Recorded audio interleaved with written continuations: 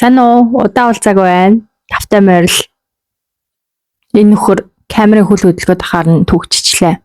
За өнөөдөр би нэлээд хідэн удаа хүлээж авсан сэдв мөн ер нь бас хүмүүст ялангуяа залуу хүүхдүүдэд өсвөр насныханд 20-од насныханд за гэхдээ ер нь бүх насныханд за тэгээ бүх хүүснийханд хамааралтай гэж бодсон нэг сэдвээр бичлэг хий гэж бодлоо. За энэ сэдв нь болохоор анх танилцж байгаа хүнээсээ зай барих 30 red flags гэсэн сэдв байгаа. Мэдээж энэ жагсаалтыг гаргахдаа тодорхой хувьд нь өөрийн хувийн үзэл бодол, туршлага, туулж өнгөрүүлсэн зүйлсийг оруулсан. Гэхдээ дийлэнхийг нь болохоор яг мэргэжилтнүүд, мэргэжлийн сэтгэл судлаач, сэтгэл зүйчдийн зөвлөсөн академик мэдээлэл дээр тулгуурлаж энэ жагсаалтыг гаргасан байгаа. Орой болоод нүд аргаад өвдсөн байгаа болохоор линзээ авцсан жоохон ониж ярьж иж магадгүй шүү. Би чи ер нь хараа муутай дандаа линз юм уу шилзүүдэг. Шил зүүхээр гэрэлтэй байгаад жоохон мяа харагдаад байна. Тэгэхээр линз уу ярьчи. Гэхдээ ер нь ингээд үе муухай хараад иж магадгүй. Муухай харж байгаа биш шүү. За үндсэн сэдв рүүгээ орохоос өмнө би нэг бага хувийн чанартай зүйл хэлчих болох уу? Надад ингээд олон комментоор дээрээс нь чатаар маш их одоо бичлэгээ хизээ оруулах гэж байна. Хурдан бичлэгээ оруулаач ээ. Жохоо ойрхон байвал зүгээр байна. Одоо болж өгвөл өдөр болгон шимхэд өнжөөд нэг бичлэг YouTube бичлэг оруулвал зүгээр байна гэх мэт санал ирж байгаа. Гэхдээ энэ тал дээр хэлэхэд бол одоо миний үндсэн ажил чинь YouTube-ээр биш шүү дээ. Надад өөр хийх ажил одоо нөгөө өөрийнхөө талхны мөнгө олох шаардлагуудад байгаа.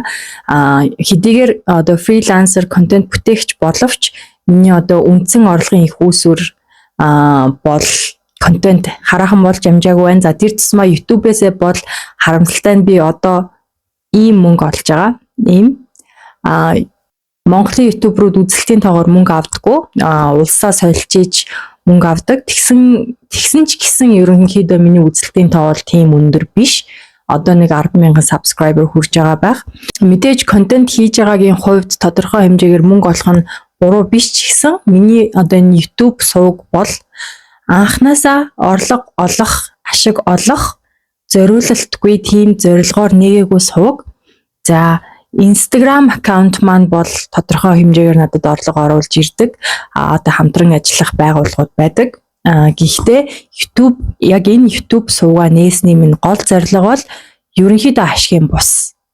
Би өөрөө 20 настайдаа мэддэг байсан ч болоосаа гэж боддог байсан зүйлсээ ямар нэгэн байдлаар хэн нэгний одоо нийгэмд хэвшмэл ойлголтоос арай өөр дуу хоолой хайж яваад ганцаардсан хүмүүст юу болоод байгаа өөрт нь нэг юм мэдрэмж төрөөд байгаа боловч тэрийг үнэн худлаа гэдгийг ойлгохгүй ярилцсан хүн болох наадах ч юм буруу гэж хэлж байгаа тохиолдолд нэг ч гэсэн хүн чиний наадах ч үнэн байж болно гэж хэлээд тэр хүний дотор уужраасаа гэсэн бодол төрөөсөө гэсэндээ би одоо YouTube сувга нээж ажилладаг.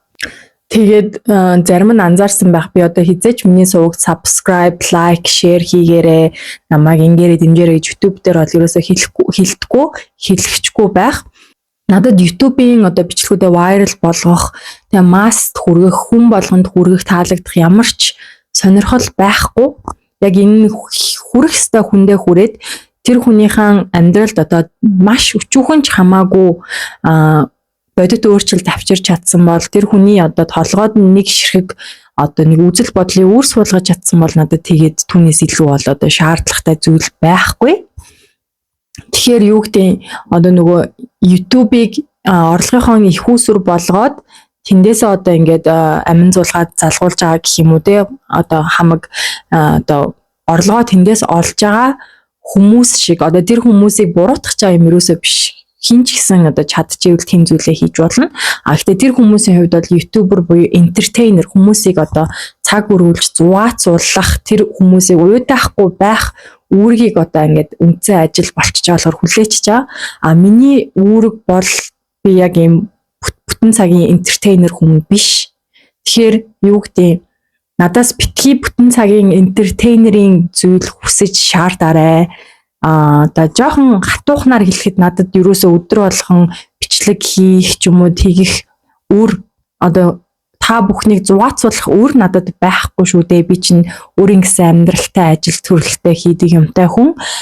Тэгээ нөгөө одоо орчин үеийн бүх одоо ингээд тэгээ нөгөө орчин үед нөгөө хүмүүс бүх зүйлийг ингээд нөгөө хязгааргүйгээр олж авах те хүссэн энтертейнментээ хязгааргүй олж авдаг үе ирж гисэн учраас одоо яг тэрүүгээрээ хандах гэдэг юм л да. Надад нэг одоо цувралыг 2 жил хийдэг Netflix-ийн цувралыг нэг өдөрт бинж хийгээд үзээд дуусчдаг шигээ те.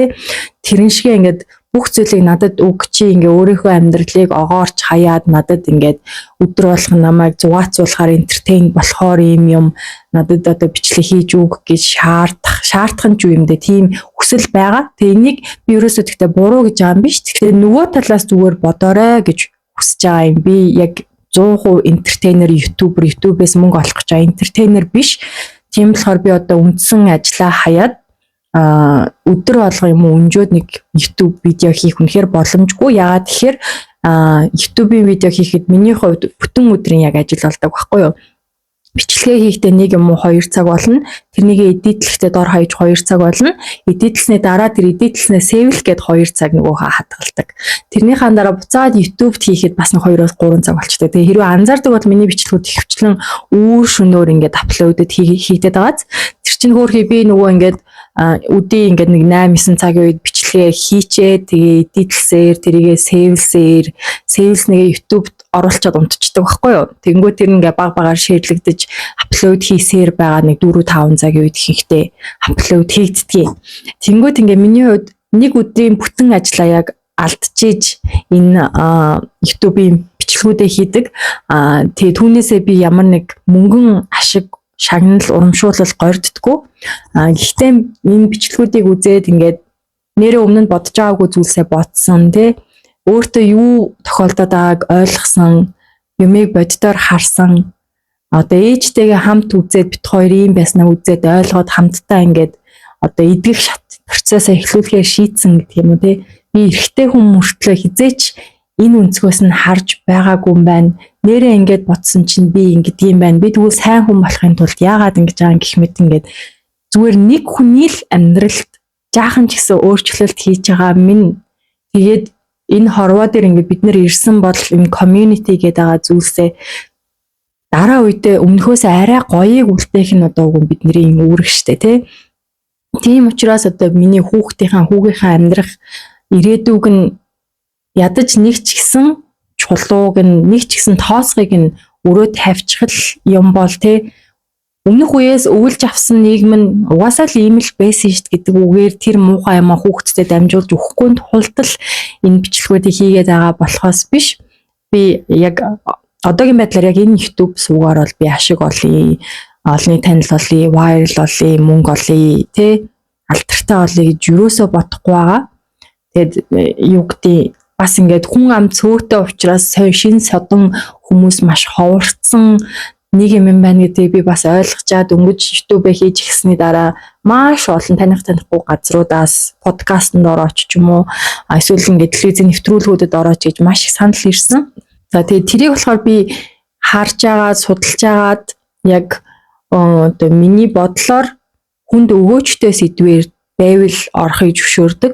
Жишээлбэл сэдв ярих гэж байгаа бол би зөвшөөрдөг. Зүгээр өөрийнхөө талаар яриач, өөрийгөө танилцуулаач, гэсэн нэвтрүүлгүүдэд бол би ордохгүй. Би одоо өөрийнхөө талаар нэг цаг юу ч ярьж суугын. Надад одоо ер нь тийм хувь хүнээ ингээ рекламдах гад байхаас илүү сэдвүүдийн талаар ярих нь сонирхолтой байдаг. За тэгээд угаасаа нөгөө нэг юу гэдэг шиндээ нэг гарч ирэх ихэнх хүнд таалагддаг. Ер нь энэ нөгөө юм байгалийн зам.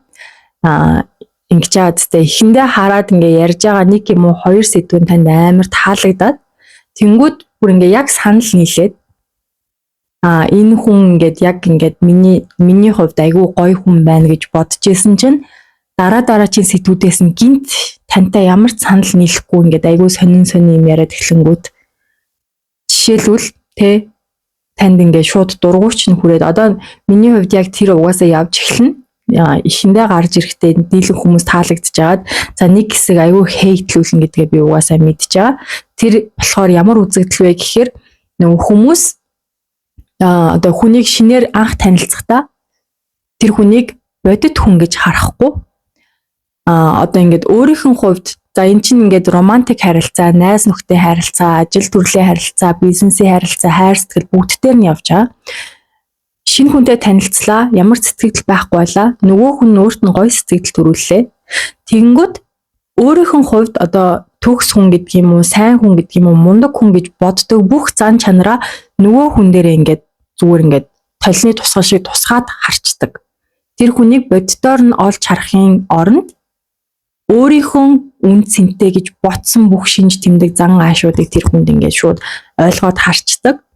Хэсэг хугацаанд ярилцаж одоо харьцаж үзтэл ч юм уу тэгээ сонсож үзтэл мэдээж тэр хүн чинь танаас хамааралгүйгээр өөрийн гэсэн үзэл бодолтой өөрийн гэсэн итгэл үнэмшилтэй байнгут тэр нь одоо таны дотроо бодож тэр хүний ямар гэж төсөөлж исэн тэр одоо төсөөллөөс нь зөрөөд явчихаар тэрэндээ одоо ингээд урам хугараад миний бодсноос шал өөр хүн биш чи чинь баг ингээд надад худлаа ярьсан биш худалч юм биш тэ анхандаа гой санагдчихсэн чи шал тэнэг юм биш чи overrated юм биш чи юм шал өөр юм биш гэд эхэлдэг. Тэгээ энэ бол ерөнхийдөө ингээд массын хувьд ингээд байнга явна. За олны танил ч юм уу ингээд контент бүтээж байгаа хүмүүсийн хувьд яг хэрэгтэй тэгдэг. Анх эхэлж гарч ирэхдээ гой тесэрч гарч ирээ нилээ эерэг байж байгаа. Тэнгүүд хүмүүс үзээдсэн чи амар тэнэг болцсон, кринж болцсон, ичмээр болцсон гэл угаасаа энэ бол яг тэгж явдаг одоо тойрог нормал одоо natural cycle гэх юм уу да. Яг тийм юм болно гэдгийг би угаасаа контент хийж эхлэхдээ яг мэдэж байгаад одоо сэтгэлийн бэлтгэлтэй байсан. Тийм магадгүй намайг хүмүүс нэг 20-од наснда контент хийгээч, ингэж тэгээч гэж айгүй их хэлдэг байсан. Тэгээ тухайн үед үгэнд нь ороогүй тэгээ одоо жоохон харамсаад эртхэн ихсэн бол магадгүй одоо ингээд контентуудаараа илүү их мөнгө олоод сайхан амьдрах боломжтой байсан ч гэж магадгүй. Гэхдээ нөгөө талдаа ингээд тодорхой хэмжээнд төлөвшөөд 30 гараад юмны буруу зүгийг арай гайгүй ялгадаг болцоход мэдээж төгс болоогүй арай гайгүй ялгадаг болоод одоо сэтгэл хөдлөлийн чадруудаа гайгүй эзэмшээд захираад лог сэтгэлгээ одоо туршлага муршлах гайгүй хөгжсөний дараа контент хийж эхлэхийн давуу тал нь яг нөгөө нэг 10-д 20-дтэй үешгээ сэтгэл хөдлөлтөд автаад ингээд хүмүүсийн янз бүрийн комментиг өөр дээр амар хүчтэйгээр тусгаж авч шаналаад тэнд чинь эморч янз бүр болохгүй юм л да. Над дээр ингэж ирж байгаа ингээд шалтгаангүй байхад ирж байгаа дайралтууд бол миний талаар биш тэр хүний өөрийнх нь талаар юм а гэдгийг ойлгочихж байгаа болохоор тэр бол надад ерөөсөө нэг тийм хэцүү байхгүй байгаа. Тэгээ ингээд олны танил ч юм уу контент бүтээгч болсон хүмүүс дээр ч юм зүгээр л интернетээр байгаа хүн дээр одоо ингэж өөрөө нэг гоё юм бодож тэр хүнийг ийм хүн гэж төсөөлчөөд дараа нь тэр хүн чиний бодсон шиг биш байхаар өө эн чи шал худлаагаар байсан юм байна штэ гэж гомддог зүйл чинь гэхдээ хамгийн аимшигтай нь бодит амьдрал дээр бас байнга тохиолдож байгаа зү. Тэ нэг эмэгтэй юм уу нэг залуутай танилцаад амар татагдчихсэн болохоор тэр хүнийг яг миний ингээд хүүхэд байхаасаа хүсэжсэн ийм шимж тэмдэгтэй хүн мөн байгаасаа гэд амар хүсэжсэн чинь тэр ингээд хүсэжсэн жагсаалтуудаас чинь магадгүй нэг юм уу хоёр юм уу за гурав нь таарчихсан. Тэгсэн чинь та ингээд өөртөө итгүүлчих чаас тэ энэ яг миний мөрөөдлийн хүн мөн энэ миний заяаны хүн мөн миний хайж явсан хүсэж явсан хүн мөн. Тэгэд бодит хүнд дуурлахын оронд та тэр толгой дотроо төсөөлчихсэн дүрэнд тэр дүрэн зүгээр тэр хүний царайтай болчихсон болохоос биш та ингээд хорвоо дээр байхгүй бодит биш хүнд дууралчаад тэгээ тэр бодит биш хүнээ жинхэнэ болох гэж үзээд одоо нөгөө хүнээ одоо миний мөрөөдлийн хүн болоод өгөөч гэж хүчлэх янз бүрийн аргаар тэр хүн болох гэж хуургаж исэн тохиолдол мэдээж байгаа л байх. Тэгэхээр нөгөө юмыг боддоор харж сурахгүй болохоор энэ ер нь бүгдээрийнхэн даваад гардаг тохиолдол. Тэ айгүй их хүсээд тахаар би өөрөө хичээгээд тахаар тэр анханасаа шал өөр хүн байсан хүнийг нөгөө миний мөрөөдөжсэн хүн гэж хитрхи хүсээд одоо хичээгээд тахаар тэр нэг ингээ өөрчлөөд тэр хүн болго хуургач чадна гэж бид нэр эндүрдэг тий. Гэтэл харамсалтай нь тэр хүн угаасаа анх хэн байсан тэрүүгээрээ л байгаа. Та тэр хүнийг ямар байсныг олж харахыг хүсээгүй. Зүгээр өөрийнхөө мөрөөдлийг авчиад наачаад чи бол энэ хүн гэж хэлээд байгаа шүү дээ тий. Тэгэхээр энэ алдааг мэдээж гаргахгүй байхын тулд яах ёстой вэ гэхээр нөгөө intuition буюу өөрийнхөө зүн совингоо сонсож сурна. Тэгээ зүн совин гэдэг зүйл чинь гэхдээ одоо бидний төрөхөд одоо юу гэдэг юм бэ? Зүн совинг би гэхдээ тийм далд ертөнц мөрцөнцтэй холбомооргүй байдаг л да. Цэвэр бидний одоо нөгөө практик дадал зуршил одоо амьдрах зүн гэж би болтолмоор байгаа байхгүй юу? Эмэгтэй хүмүүсийг амар зүнтэй гэдэг байдаг. Тэрийг бол би нэг юм бурхнаас ч юм уу нөгөө ертөнцөөс ингээд билээнүүд мүд гэж ерөөсөө хэлмээргүй байдаг. Биднийг хүүхэд байхаас одоо биднийг айгуу сул дорой байнга юм аюул төртөх магадaltaй хинт ч итгэж болохгүй. Одоо юм эрэгтэй хүмүүсээс хол бай хүмүүсийг ингээд өөрийгөө аюултай байдалд оруулахгүй тулд сайн ажигл бүх юмд сэрэмжтэй бай гэж сургахсаас болоод бид нэр хүмүүсийн жижигхэн мимиктэй нүдний хөдөлгөөн одоо нэг булчинд хатуулцах худлаа ярахтаа ямар булчинд хатуулцдаг хүний хүүхэн хараа нь яадгийн бинээс нь феромон одоо янз бүрийн өөр сэтгэл хөдлөлийн үед феромон үнэртэд бид нэр илүү мэдрэг болцсон ч юм уу байгалийн шалгарлаараа бид нэр одоо амьд үлдэх гэсэндээ тийм биеийн жижиг хэлэмжүүдийг илүү сайн уншиж сурсан учраас бидний ингээд зүн совин илүү хөгжсөн байдаг гэж би боддог байхгүй юу. Эрэгтэй хүмүүсийн хувьд бол тийм аюул нь харьцангуй бага учраас нөгөө эргэн тойрноо нэх ажиглахгүй тий орой үж ганцаараа явсан яваагүй гайгүй тий айдас нь биднийхээс хамаагүй бага байдаг учраас яа тэгэхээр тэд нөгөө байгалийн хувьд хөөгддөг ан нь биш анчин нь байдаг учраас одоо тэр зүн совин нэмэгтэй хүний шиг хараахан хөгжөөгүй л гэж би хувьдаа тайлбарламаар байдгийн. Энэ бол миний хувийн бодол. За тэгээ шинэ хүнтэй танилцаад одоо өөрт нь эдгээр шинж тэмдгүүдээс илэрж явах юм бол эсрэг зүг рүү гүйх ёстой 30 red flag. Хамгийн ихнийх нь болохоор за тэгээ энэ бол эрэгтэй эмэгтэй гэлтгүүгээр ер нь бол ялгаагүй шүү заяа. Чи эрэгтэй ч эмэгтэй ч энэ шинж тэмдгүүдээс илэрж байгаа хүнээс аль болох зайгаа бариад холхон байх хэрэгтэй. За би бол хувьдаа хамгийн гол нь өөртөө итгэлгүй хүн гэж хэлнэ. Тэгээ бодохоор одоо өөртөө итгэлгүй хүн гэж юу байх вэ? Одоо өөртөө итгэлгүй хүнтэй нийлэхгүй, ирэхгүй бол найзлахгүй бол би хинтээ найзлах юм бэ гэж бодож магадгүй. Гэтээ яг ингээд мэдээж 100% өөртөө итгэлтэй хүн гэж байхгүй штэ. Ямар ч юмны адил зарим өдөр өөртөө итгэлтэй байна, зарим өдөр өөртөө итгэлгүй байна. Тэгэхээр өөртөө итгэлгүй хүмүүс юун түрүүнд атаарах уу? Өөртөө итгэлгүй хүмүүс атаарах уу? Дээрээс нь хартай мөн хүнд итгэх чадваргүй байдаг. Гэтэл энэ гурван асуудал чинь тэ хичнээн том асуудал лээ. Хүнтэй яг чин сэтгэлийн одоо харилцаанд ороход тэгээд энэ чинь зөвхөн хайр сэтгэл биш шүү. Хамтын найз нөхдийн бизнесийн ажиллагаанд ороход энэ гуруулаа хэрэгтэй. Яг тэгээ өөртөө итгэлгүй гэлээгээд тэ хаяа зүгээр нэг магтахад тэр нэг юм дарагдчихдаг төрлийн өөртөө итгэлгүй байдал бол одоо бас гайгүй байна. Гэтэл өөртөө үнэхээр дургүй, өөртөө хайргүй, тэгээ өөртөө итгэлгүй хүн тийм хүнийг хайраар засаж идгэж болно гэж бодож байна уу? Нүггүй гэж мэдчихэж байгаа штэ.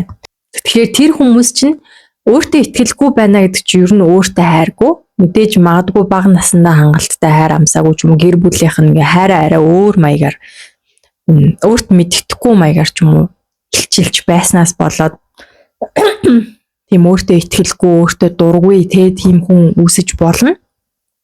Тэгээ өөртөө хайргүй хүн өөр хүн хайрлах гэдэг хахад тэр хайрыг хүлээж авч чадахгүй. Тийм хайрыг түлхэн өөрт нь одоо чи өөртөө итгэлгүй, өөртөө хайргүй хүнийг би чамд хайртай гэд бүр итгүүлэх яд чинь чи үнэхээр хайртай байсан ч тэр хүн итгэхгүй. Яа тэр хүн чи өөрийгөө ч хайрлаж чадахгүй байхад тэр хүн өөртөө дургүй байхад чинь яаж тэнд нэг хүн чамд хайртай гэхт чи итгэх юм бэ? Чадахгүй штэ. Тэнгүүд чинь амар муухай хартай болно. Чамайг ярьж байгаа болгоно чи худлаа гэж бодно. Тэр хүн өөрөө магадгүй дандаа худлаа дүр хэсэгдэг учраас. За тэгээд өөртөө итгэлтэй байдал гэдгийг гэхдээ онгироо сагсуу байдалтай ерөөсөө андуурч болохгүй. За эрэгтэй хүмүүсийн хувьд ялангуяа одоо ийм пэдгэр онгороо юм амар чанга дуутай хүмүүсийн анхаарлыг ингээд татсан те нэг газар орж ирчээл таахалзаад л эзэн юм шиг аашлаад байдаг. Тийм хүмүүсийг бид нэр өөртөө итгэлтэй гэж боддог. Гэтэл тэр яг жинхнээсээ өөртөө итгэлтэй байдал бол биш. Тэр юу вэ гэхээр жүжиг. Ирчүүдийн хувьд нөгөө өөртөө итгэлгүй байдал нь уламжлалт нийгмийн хэв шинжийн хувьд бол нөгөө арчаагүй эмгтээлэг одоо нөгөө нэг сайн нэг viral бичлэг явуулсан да girl shit, weak shit, охин шиг shit гэсэн ийм байдлыг одоо эмгтэй хүүстэй холбож ойлгодог учраас одоо нөгөө өөртөө alpha гэж нэрлэдэг байгаа ирчүүд чинь юм өөртөө итгэлтэй мундаг царай гаргахыг хүснэ. Тэгээ нөгөө өөртөө итгэлгүй байдлаа нуухын тулд хэтрүүлээд тэр яг ингээд одоо тэр чинь сул цэг нахгүй тэр өөртөө итгэлгүй байдал гэдэг нь сул цэг. Тэгээ тэр сул цэгээ нуухын тулд ингээд албаар хүн өөрт нь ойртохоос амар гэх юм уу бусдыг ингэж айлгсан байдлаар юм хитрхи чанга дуутай, хитрхи ойвргон, хитрхи сагсуу тэнд нэг юм л бол босож ирээл нэг ингээд идэг хүмүүс тэр хүмүүст яг үнэндээ жинхнээсээ өөртөө итгэлтэй хүмүүс юусоо биш. Тэр хүмүүс жинхнээсээ өөртөө итгэлтэй байдал чинь ер нь бол чимээгүй байдаг. Quiet confidence гэж хэлдэг штэ. Одоо даруухан байлаа гэд заавал өөрийгөө өөртөө итгэлтэй байлаа гэд тэрийгэ зарлах албагүй. Тэгээ жинхнээсээ одоо тэр quiet confidence гэдгээ гаргаж чаддаг хүмүүсийн хувьд юу хамгаарс ялгардаг вэ гэхээр зүгээр л бусдад өөрийгөө баталгаал болчихдог. Надад энэ хүмүүст хүлээн зөвшөөрөх алба байхгүй, надад өөрийгөө батлах алба шаардлага ерөөсөө байхгүй. Би эднэрээр хүлээн зөвшөөрүүлээгүй, эднэрээ нэг гэж тооцогдоогүй яалаа да. Гэт тэр хүн юу ч болоогүй юм шиг. Тэгээ нөгөөдөл нь өөрсдийг нь юу ч хичилжсэн, охин шиг жижигсэн, гей гэжсэн, хүүхэн шиг шалчгансан, ямар гэжсэн тэр ерөөсөө наалтахгүй л гэсэн. Яа тэгэхээр тэр хүн өөрийгөө хэн гэдгээ дотроосоо мэдээд өөртөө итгэлтэй учраас тэр хүний хувьд бусдаар хүлээн зөвшөөрүүлж байж нэг юм жоохон өөртөө итгэл олж авдаггүй. Тэгэхээр тийм хүнийг ер нь өөрөө хүрээлүүлвэл зүгээр. Тэгээд муухай сонсогдчихж болох ч гэсэн өөртөө хайргүй хүнтэй хамт байснаар чи зүгээр өгөөд л явах болно. Тэр хүн чинь чамд өгөх хайр байтугай өөрийгөө ч хайрлах хайр байхгүй. За тэгээ тийм хүнтэй удаан хамт байхаар хэсэг хугацааны дараа чи бүр амар ядарна. Яа тэгэхээр чиний бүтэн цагийн ажил болчин. Чи тэр хүнийг сэтгэл санааг нь өргөх, тэр хүнийг өөртөө итгэлтэй байлгах те нөгөө нь үргэлж өөрийгөө голж явах үед чи тэр хүнийг дэмжиж босгож ирэх юм чинь ингээд нэг бүтэн цагийн юм ажил бүр ял шиг болчихж байгаа. Тэгэхээр өөртөө итгэлгүй хүнтэй боолч өгвөл битгий нийлээрээ. За тэгээ өөртөө итгэлтэй гэдэг нь худлаагаас онгороос агсуу хүмүүс бас биш шүү. Яг жинхнээсээ өөртөө итгэлгүй хоёрыг сайн ялгаж салгаж сураарай. За хоёрдугаар red flag бол хардталт. За үнэхээр энэ тал дээр бол би бүр 100% хэлье. Хизээч хартай хүнтэй битгий үерх. Хизээч хайр дурлалын хувьд хартай хүнтэй битгий орооцолт. Хайртай бол хартай гэдэг шиг худлаа муухай үг байхгүй. Хайртай бол итгэдэг. Итгэж байгаа хүнийг хардах шаардлага байхгүй. За хардаад байна гэдэг чинь түрүүний өмнө хэлсэн шалтгаан те өөртөө итгэлгүй байдал, өөртөө дургу учраас би ийм юм чинь би ийм хүний хайрыг хүртэх ёсгүй юм чинь энэ хүн надад яа хайртай гэдэг юм би итгэхгүй байна. Надад хайрлахаар юм байхгүй хахад надад хайртай гэдэг учраас энэ надад худлаа ярьж байна. Намайг тархи маань угааж агаад яах гээд байгаа мэдэхгүй одоо миний мөнгөийг авах гээд байгаа юм уу надаар ингүүлэх гээд байгаа юм уу худлаа яриад байна. Би өөрийгөө хайрлаж чадахгүй хахад энэ хүн надад хайртай гэдэг чинь худлаа байна. Тийм учраас би энэ худлаа ярьж байгааг нь барина гэсэн үднээс үзээд байна. За эсвэл тэр хүн өөр шигээ санаж байгаа учраас өөрөө явдалтай учраас өөрөө нөгөө ингээд хүнийг одоо зөв зүгээр байгаа хүнийг харангуйтаа нэг юм хэлэн гэдэг чинь тэр хүний талаар биш чиний өөрийн чинь толгой яаж ажиллаж байгаа талаар юм толны тусгал гэдэг шүү дээ тий. Тэрэн шиг ерөөсөө хардах үйлдэл болоогүй байхад автоматар хамгийн түрүүнд толгой нь араар тавих ч юм уу чамайг ямар нэгэн байдлаар ингээд өөрийг нь хуурах гэж гисэн бодол шууд ингэж орж дон хийж орж ирж байгаа бол тэр хүн өөрөө дандаа тийм юм бодож явдаг л гэсэн үг. Энэ дээр бол ерөөсөө маргаан байхгүй.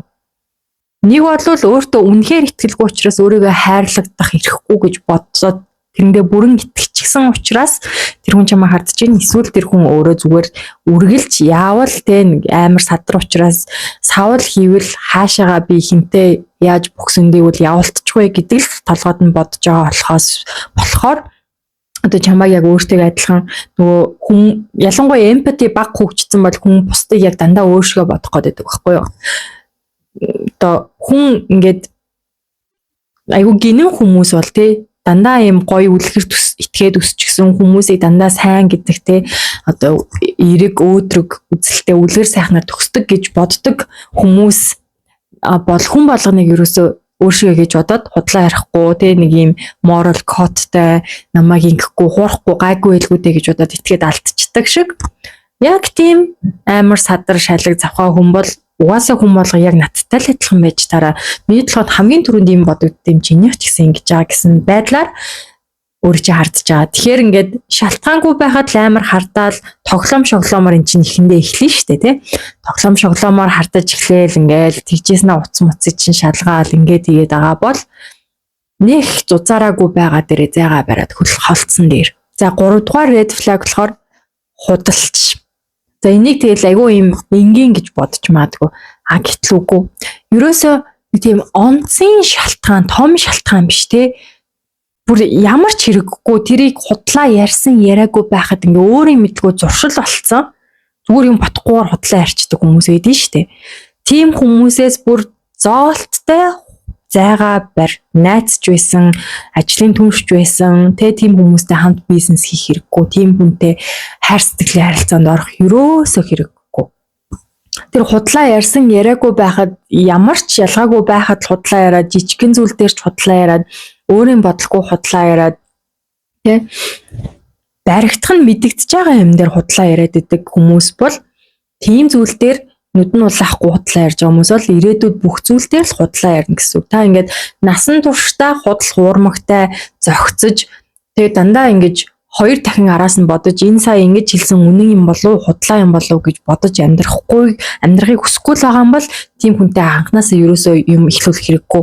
Тэгээ эн чинь ингээд эхэндээ бол энэ жижиг сажиг гимгүү худлаа ярьж байгаа тэргээрээ одоо эхлэнэ. Тэгээ тэр үед нь за нэг тийм хортой юм яриаггүй юм чинь тийм үр дагавар нь сүртэй байгаагүй юм чи мартчих гэж юрөөсөө бодож болохгүй. За энэ дээр бол би нэг хувийн жишээгээ ярья. За би нэлээ хэдэн жилийн өмнө нэг залуутай дөнгөж үерхэж эхэлж байсан. Тэгээд тэр залуу ингээд хидтэй вэ гэж асуухад надтай чицүү гэж хэлжсэн баггүй юу. Тэгээд би тэрийг маш сайн санаж байгаа. Тэгээд нэг хэсэг хугацаанд үерхэд явж байгаад би нэг хоёлаа чицүү гэдгээ нэг илчилсэн чинь нэг гид хоног айгу муухай царайлж явсан баггүй бараад. Тэгээд бүр ингээд одоо ингээ баас натсан юм шиг үлгэнээд яваад хахаар би нэг өдөр за яасан юм бэ юу асан чи надад яачаад ингээд сандраад яваад байгаа юм бэ гэсэн чи би чамд нэг хэлэх нууц байгаа. Гэтэ энэ нууц ингээд чи нууцыг мэдчих юм бол намайг хайчих байх гэж би айгаад байна гэдэг чийсэн баггүй юу. Тэгээ тэр залуу болохоор яг өөртөө амар ихтгэлгүй дээр нь за одоо би хэлье. Тэгээ би бүр нэлээд их хэллээ. За чи надад хэлчихээ. Яасан ингээл би янз бүрийн таамаг төвшүүлээд. Тэгсэн чинь л үгүй чи яг үннийг мэдчихвэл намайг хаях баха, намайг голох баха гэдэг ийцсахгүй. Тэгээ сүултээ за одоо бүр заавалчгүй хэлээ гэж жаад хэлүүлсэн чинь би чамаас дүүтэй чинь чицүү гинэ. Тэгэхээр би одоо тэг юм сүртэй юм гэдгсэн чинь чи намайг бацаан гэж голоод хайчих байх гэж би их айсан гэж аахгүй юу. Тэгж бодоод худлаа ярьцсан гэд. Тэгээд тэр үед болохоор би за яг нэг тийм сүртэй зүйл дээр худлаа яриаггүй юм чинь одоо нэрэл өөрийгөө жоохон гэж бодоод айгаад худлаа ярьсан юм бэлгүүдээ гэж бодоод би тоохгүй өнгөрөөж ийсэн. Гэтэл ингээд сүүлд одоо бүр өчнөө олон жилийн дараа ер нь нэг найзтай маань уулзаад хэсэг болцож үзсэн. За тэгээд бит хоёр ингээд хоорондоо ер нь юмнуудаа ярьжсэн чинь тэр чин бүр жинхэнэ аимшигтай бүр хорвоо дээр байж боломгүй одоо хөгийн амтан болж таарсан. Тэгээд тэр залуу болохоор өөртөө амар ихтгэлгүй дээр нь ингээд ямар ч шаардлага байх дандаа худлаа ярьдаг. Баригдах юм дээр бит хоёр ингээд манай найзтай одоо ингээд уулзж байгаа мөртлөө надад ярьснаасаа тис өөр юм яриа бит хоёр хоорондоо яриад л ойлголцож шээ. Тэнгүүд ингээд бид нарыг ингээ хоорондоо ярихгүй гэж боддөг юм уу? Өөрөөс нь болж муудалцсан гэж ойлгодог юм уу те? Ямар ч байсан ингээд баримтууд нь хэлсэн юмнууд нь дандаа хоорондоо зөрөөд тэгээд ингэнгүүт чинь тэр залуу ингээд зүгээр юм pathological liar буюу юм өөрөө ирэхгүй юм нэг юм үргэлж худлаа ярих зуршилтай залуу гэдэг мэдчихэж. За тэгээд айгүй гимгүү царайтай тэд нар чинь даруухан гимгүү царайтай мөртлөө тэгээд ингээд амар олон хүнтэй зэрэг мэрэг явдаг тийм амар хормон донтой тийм хүн болж таарж байгаа байхгүй юу. Тэгэл ингэнгүүт нөгөө өөртөө итгэлгүй чинь гараад ирж байгаа юм. Тэ өөртөө хайргүй өөртөө итгэлгүй учраас дандаа хүнд хаягдана. Чи нам ингээд үннээ хэлчих юм бол би чамд хаягдана гэж айсан гэд. Ямар ч өөртөө итгэлгүй. Тэгээ дээрээс нь ингээд шаардлахгүй хахт худлаа яриад байдаг тийм залуу. Тийм хүмүүсээс бол зайлшгүй ихний анх баригдсан дээр нь зайгаа авах хэрэгтэй юм байна гэдгийг яг энэ кейсээс би өөрөө ойлгож авч байгаа байхгүй юу. За дөрөвт red flag болохоор чамайг хайртай хүмүүсээс чинь хөндөрүүлж эхэлсэн. Энэ бол жаахан нюанстай авч үзэх асуудал л да. Тэг үнэхээр чамтай удаан хугацаанд хамт байгаад чиний одоо ингээд эргэн тойрны харилцаануудыг ажиглаад яах аргагүй одоо чиний эрч хүч аз жаргал өөртөө ихтэй байдлыг чинь сорч аваад идэг сэтгцийн эрүүл мэндэд чинь сүргээр нөлөөлдөг тийм токсик хүмүүсийг хараад хэлээд энэ хүмүүс чамд ингэж байна шүү гэж хэлээд гэхдээ цааш нь ямар шийдвэр гаргахыг чамд үлдээдэг хүн байж болно. Эсвэл өөр шалтгаанаар одоо чамайг хайртай дотны хүмүүсээс чинь хагаралдуулаад найзуудыг чинь бүгдийг ингээ муулсаар агаад тэгээ уулзах гэхээр чи тэрнтэйгээ юу хийдгийг чи тэрвэр яадгийг тэр чинь ерөөсөө чамайг сайн амьд уруудах хүн биш. Тэр чинь ийм тийм айлгүй шоуддаг өөрөө найзлуу нөхөр ихнэрээсээ салчихсан наадахнаасаа бол гэж дургуутсах маягтай. За үгээрээ хэлдэггүй маа гэхэд гарах одоо уулзах болгонд л гэж биеийн хилэмжээрээ дургуутсаар агаад одоо ингээд хамаг дотны найзуудаас ч хүн дээр үлдсэн. Гэр бүлийнхэнтэй чинь барагтаа бол уулзуулах дургуу те гэр оронд чинь нэрнэ гэхээр дургуутсдаг. Албаар ингээд чамааг юм хол авч нүүсэн гэрээ чинь холдуулсан те тийм зүйл хийдэг. Өөрөөр хэлбэл чамааг ийм хүрээлэлгүй болгоод зөвхөн өөрөөс нь хамааралтай болгочихсон байгаа бол болгож эхлэхийг хичээж байгаа бол тийм хүнээс зайгаа бариарай. За тэр хүн бол чамааг бусад хүмүүс яаж хайрлаж байгааг анзааруулахгүй гэсэндээ эрүүл харилцаа болон өөрийнх нь зүгээс ирж байгаа токсик харилцааг одоо ийм ялгаж салгаж харьцуулах боломж олдуулахгүй гэсэндээ чамайг жинхнээс чи хайртай хүмүүсээс тусгаарлаад зөвхөн өөрийнхөө үгээр тэгээ тархий чинь ганцаараа угаахыг хүсэж байгаа. За энэ бол маш түгээмэл одоо тийм хүчирхийлэгч хүмүүсийн хувьд бол маш түгээмэл арга. За тийм учраас тэр хүн чамд дөнгөж танилцсан хүн чинь чиний найзуудын талаар чиний хамт олонны талаар ээж аав гэр бүлийн талаар юу гэж ярьж байна вэ гэдгийг маш сайн анзаарах хэрэгтэй. Чамайг үнэхээр хайртай хүмүүсээс чинь ямар нэгэн байдлаар хөндөрүүлэх гээд байгаа бол намайг эсвэл тэднийг сонгох гэх мэтэр чамд ийм шаардлага тавьж байгаа бол биеийн хилэмжээрээ дууныхаа өнгөөр харцаараа хөдөлгөөнөөрөө чамайг тэднэртэй уулзахаас хорж эхэлж байгаа бол шуудхан зай аваад зайл гэж хэлээрэй. Тэр хүн бол чамайг нийгмээс тусгаарлаж авч жагаад өөрөө ер нь бол хүчрхийлэх гэж байгаа гэсэн үг. За 5 дугаар red flag болохоор double стандарттай. Өөрөөр хэлбэл чамд тавьдаг дүрмүүд нь чамд тавьдаг дүрм шаардлагууд нь хизээч тэр хүнд өөрт нь үйлчлэлтгүй. Тэр хүн ийм юм хийж болно. Чи хийх юм бол бөө юм болно. Тэр хүн араар тавьчих болно. Араар тавьсан гэсэн чи уучлаад хүлээж авах хэрэгтэй. Чи ерөөсөө араар тавина гэж хизээч байхгүй чамайг бараг алчна. Тэ? Чи тэр хүн ингээд чамайг доромжлоод ээж болно. Амар муухай нэр оч өгөөд чамайг байнга ингэж болно. Чи өөрөөр нь ганц удаа тоглоом хийж болохгүй. Тэ? Ойлгож байна уу? Тэр хүн чиний мөнгийг авч хэрглэж болно. Гэхдээ чамд мөнгө өгөхгүй.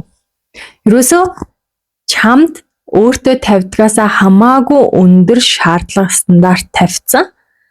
чамд хийдэг зүйлийг чи буцаагаад хийх юм бол тэнд дайн болно гэдгийг чи мэдж байгаа. За ийм л хандлага ажиглагдаад ирэх юм бол зүгээр л 7 уулын цагаар далд ороо зүхтж үз. Тэр хүнийг чи одоо өөрчлөн гэж мөрөөдөөд хэрэггүй. Нөө миний хамгийн бичлэгийн ихэнд хэлсэн штэ.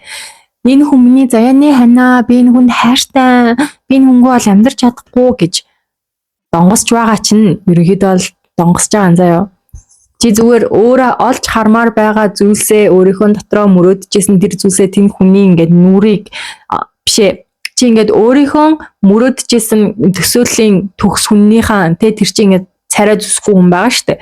Тэрэн дээр наваачаад одоо энэ танилцуулныхаа нүрийг нааж хайчаал. Тэнгүүтээ энэ миний мөрөөдлийн хүн гэдэг байгаа байхгүй. Чиний мөрөөдлийн хүн тэгдэггүй юм. Тийм байх ёсгүй юм. Чамайг ийм тэнэг байдалд оруулаад дабл стандарттай тий чамд илүү өндөр стандарт шалгуур тавьчаад өөртөө болохоор ямар ч тийм юм байхгүйгээр амьдрын гэж байдгүй маа миний хөө. Тийм хүн байвал одоо дөнгөж эхэлж байгаа үе дээрээ зориг гаргаалсаал ер нь ялангуяа дөнгөж үерхэж эхэлж байгаа хоёр хүн биендээ татагдаад болцож эхэлж байгаа үе чинь хааны мөн гэж хэлдэг нь ерөөсөө тийм гинтийн тохиолдол биш шүү дээ. Яа тэгэхээр тэр балс сар шиг аз жаргалаар дүрэн хин нь биендээ таалагдах гад урт хугацааны харилцаа үүсгэхийн тулд одоо байж болох хамгийн сайхан ааштай дээрээ тавьчихсан байх ёстой үед бөөн асуудал, бөөн драма, бөөн уйлаа, майлаа, яасан байвал тэгээ тийм юм болоод ивэл чи ингээд зүгээр ингээд аз жаргалтай энийгээд байж ахын оронд надад хайртай юм болоо хайргүй юм болоо өөр охинтой юм болоо охингүй юм болоо өөр залуутай явж ийн үгүй юу энэ ингээд инстаграмынх нь ингээд агчдын тоог нь харъя маръя гэх тийм юм бодож байгаа бол тэр ерөөсөө хизээч чиний мөрөөдлийн хүн биш. Энэ дээр бол баталгаатай найдвартай. Тэр хүн чиний хувьд магадгүй нэг 3 сарын чинь зүгээр үрэх 3 сараа өрүүлээд өнгөрсөн бол зүгээр баярлсан тооц хичээл сурлаа гэж аваад чи 5 жилийн амьдралаа 20 жилийн амьдралаа үрцсэн бол тэндээс 5 хүүхэд гаргацсан бол яах вэ тийм хүнтэй чи би энэ хүнийг хүсэж байгаа гэж бодоод байгаа. Гэтэл чи тэр хүнийг дагаж ирж байгаа амьдралыг нь хүсэх үү? Тийм дандаа араас нь шаналсан, мөрчсөн, гойрцсон, хүлээсэн, гомдсон ийм амьдралыг чи хүсэх юм уу? За 6 дахь red flag нь болохоор ерөнхийдөө та хоёрын харилцсан яриач гэх юм уу? Одоо та хоёрын харилцаа ерөнхийдөө нэг урсгалтай. Нөгөө хүн чинь өөрийнхөө талаар л яриад байдаг. Өөрийгөө л магтаад байдаг. Юм ярьж байгаа л чи өөрийнхөө талаар ярих гээр ирүүлээл өөрийнхөө талаар ярьцдаг ч юм уу те.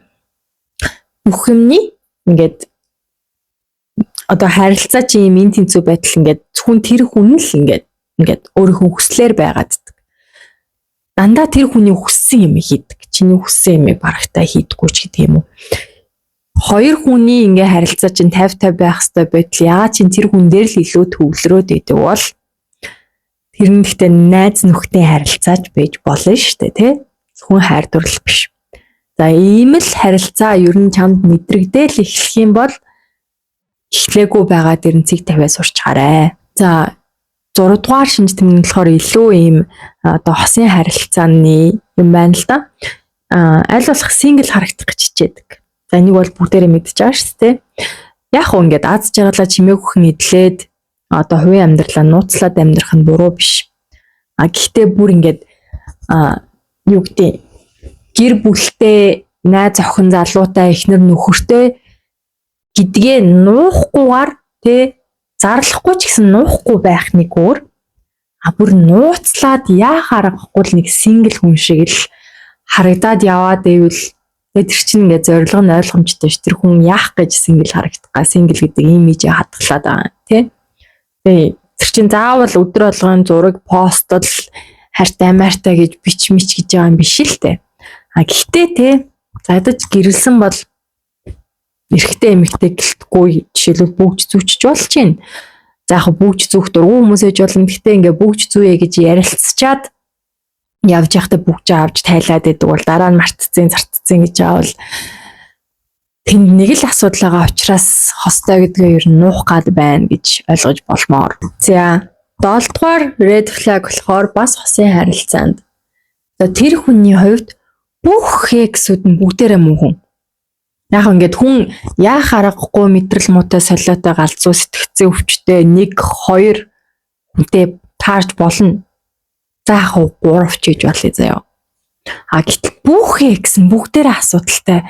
Дандаа араар нь тавьсан ч юм уу, дандаа өөрийг нь чадчихсан, дандаа мөнгөний аваад алга болсон, дандаа ингэсэн гэд яриад ивэл нэг бол тэр хүн худлаа ярьж ийн өөрийгөө хохирогч болж харагдуулахын тулд сайн хүн болж чамаар өрөвдүүлэхийн тулд ч юм уу сэтгэлийг чинь засахын тулд нэг бол худлаа ярьж байна.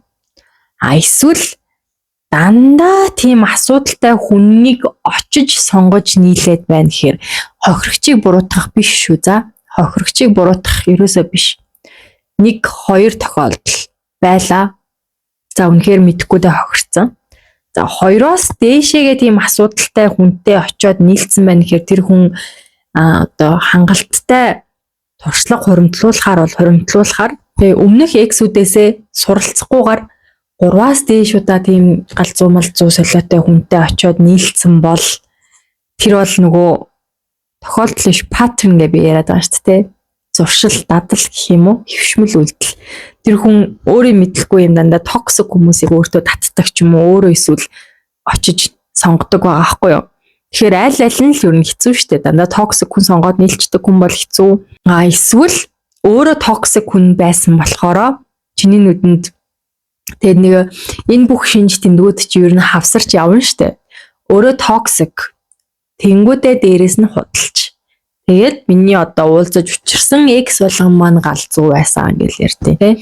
За энийг ялангуяа ирчүүд бол маш чадамгаар хийдгээ. За манай бүх X солиотой мэдрэл муутай галзуу. Одоо ингээд миний араас хүн гатангүйгээд яагаад ингэж байдаг гэж ярихтаа бол маш сайн. Тэгээ яг бодит байдал дээр тийм юм болсон уу гэд асуувал ер нь жоохон хэцүү. Ихэнх тохиолдолд тэр X-ийнх нь хийсэн гэдэг байгаа юм баг өөрийнх нь хийсэн юм байч магадгүй байдаг шүү. Тэгж амар нөгөө gaslight хийдэг. Toxic ирчүүд үү. Тэгээ энэ дээр нь одоо нөгөө нэг өөрийгөө сайн гэж боддог ирчүүд маань бүх ирчүүн юм ш юм ирчүүн гэж битгий яар гэж ороод ирэхлээ ах л та. За дараагийн red flag нь болохоор өөрийгөө хамгаалах чадваргүй нөхцөлд байгаа амтан юм уу хүнтэй яаж харилцаж байгааг нь анзаарах. Тэр хүн би бас өмнөх бичлэгээр хэлжсэн дээ. Одоо рестораны зөөгчтэй яаж харилцаж байна. Үйлчлэгээний байгууллагын ажилтнтай яаж харилцаж байна те. Чамтай хичнээн сайхан харилцаж байгаа ч гэсэн тэнд ажиллаа хийж байгаа хүний ажлыг нь илүү хэцүү болгох гээд тэгж хэцүү болгож тэр хүнийг зовоосноосоо таашаал авч байгаа хүн бол одоохондоо л чамтай сайхан харилцаж байгаа болохоос биш. Чамайг яг өөрөөс нь доор, өөрөөс нь сул дорой, өөрөөс нь холдож чадахгүй нөхцөл байдалд орчихлоо гэд итгэхээрээ яг ямар зан гаргаж исэн тэр зангаа чамд гаргана. Одоохондоо чамд гаргавал чи өөрөөс нь зугтчих юм уу, өөдөөс нь тэмцэлтэн гэж итгэж байгаа учраас л чамтай тэгж харцахгүй байгаа. Бизнесийн хувьд ч гэсэн нэг хамтрагчаа чадаж байгаа хүн чамайг ч гэсэн хизээ нэгэн цаг чадна л гэсэн. Нэг за энэ сэдв дээр нэмээд нэг зүйл байгаа. Нэг бол ялангуяа эрэгтэй хүнийг таних шинж гэж бас үзээрэй гэж сүүлийн үед их ярьдаг болсон. Тэр юу вэ гэхээр муурыг үзэн яддаг эрэгтэйгээс зайгаа барь гэж байгаа. За энэ дээр тэгээ бас орилж ирэхээс ч өмнө тайлбарлая. Дургу байж болно. Тэжээдгүй байж болно. Сонирхдаггүй байж болно. Гэтэл зарим ирчүүд ингээд муурыг үзэн ядаад идэв ш. Нүдэн хорсоо заваа амтан байгаа газар нь алах хэрэгтэй мэрэгтэй ч шиг эсвэл ингээд зүгээр аж хат нь очиж үшгэлж авах гал ингээд хамлж мамлаад идэв ш. Тэ. Бүр ингээд би муурыг үзэн яддаг гэд. Гэтэ яах вэ ингээд нохоогч гэсэн тамалдаг бол мэдээж тэр чинь ер нь бол гаж донтой хүн. Гэтэ би нохоонд дуртай мөртлөө муурын дургу муурыг үзэн ядчаа гэдэг эрэгтэй хүнээс ер нь бол зайгаа бариараа гэж сүлээд ярьдаг болсон. Яагаад тэгэхээр нохоо байглаасаа эзэндээ таалагдах эзэннийхээ үгэнд орох. Тэ эзэндээ таалагдахын тулд бүх зүйлийг хийдэг. Тэр амьтанд одоо нөгөө өөрийн гэсэн boundary буюу хил хязгаар байхгүй. Эзэн хүсвэл нохоо юу ч хийж чаддаг. Тэнгүүд тийм байх нь нохооны тэр цан өөртөө таалагддаг. Нөгөө бүх зүйлийг өөрийнхөөрөө байлгах гэдэг. Муур болохоор амар boundary-тай амьтан байхгүй юу? Нөгөө boundary-ны талаар суралцъя гэвэл муурыг хар гэж хэлдэг. Муурыг та хизээч хүсээгүй байхад нь илэх юм уу? Одоо ингэж эрхлэх, наалдаж чадахгүй. Дургуй нүрх юм бол та гудамжнаас үхэх гэж яхад нь олж аварсан, ачтан байсан ч гэсэн нүрэн дундуур ч маачжаа цухтаа явчихна. Та ерөөсөө муурыг хүчлэн гэсэн ойлголт байхгүй. Муур бүх зүйлийг яг өөрийнхөө таавар хийдэг. Тэр муур өөрийнхөө boundary, өөрийнхөө хил хязгаарыг яг өөрөө тогтоодог.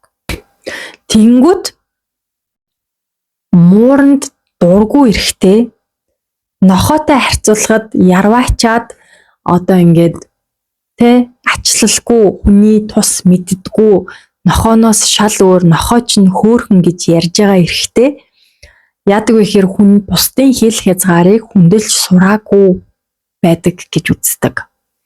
Тин муур өөрийнхөө дүрмийг тогтоогоод миний биед ийм үед би өөрөө ч хам дээр хурж ирээд эрхлэх юм бол намайг эрхлүүлж болно. Намайг дургүй ахт надад хурж болохгүй гэд бүх дүрмээ өөрөө тогтоодог учраас муурыг үзэн яддаг гэж.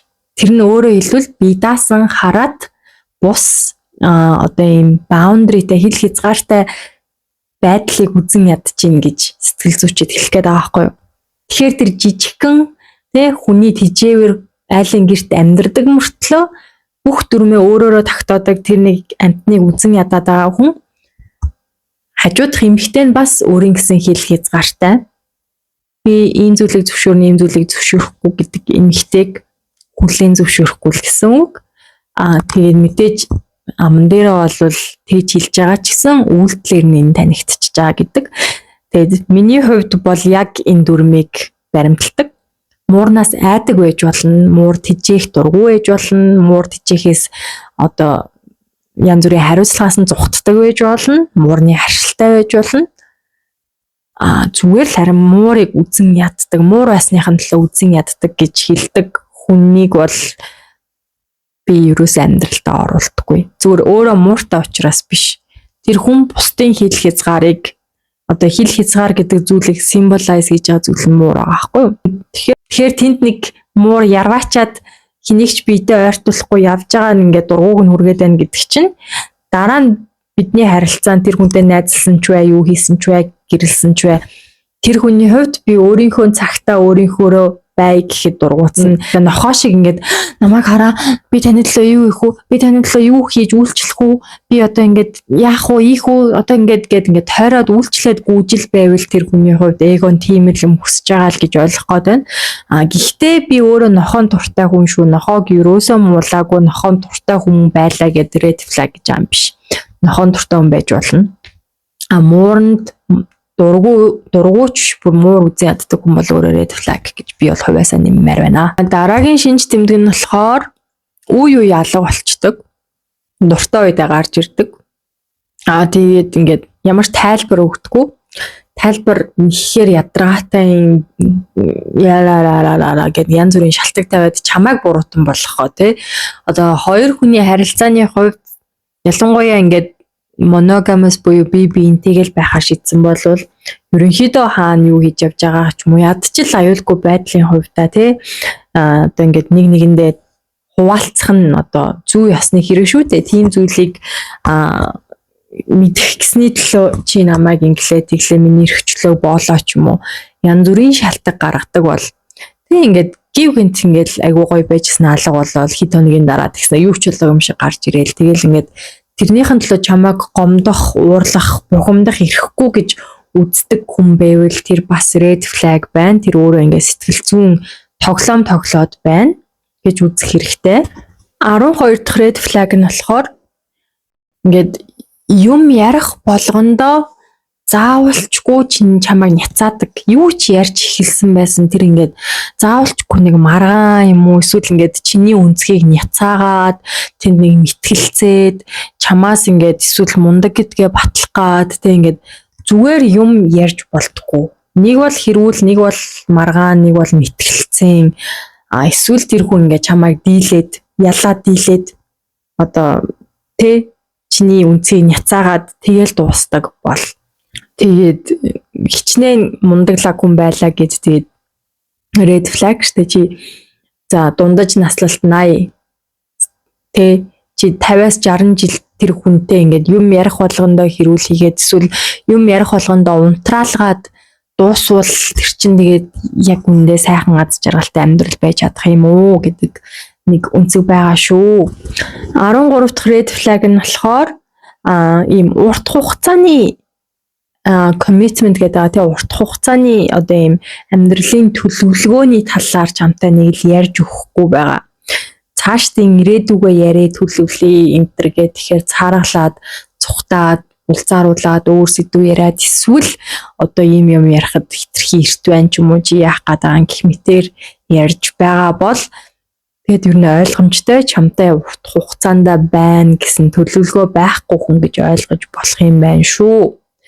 За дараагийн red flag болохоор gaslighting хийдэг. Нөгөө gaslight гэдэг би өмнөх бичлэгээрээ тайлбарлаж байсан одоо ч гэсэн товчхон тайлбарлая.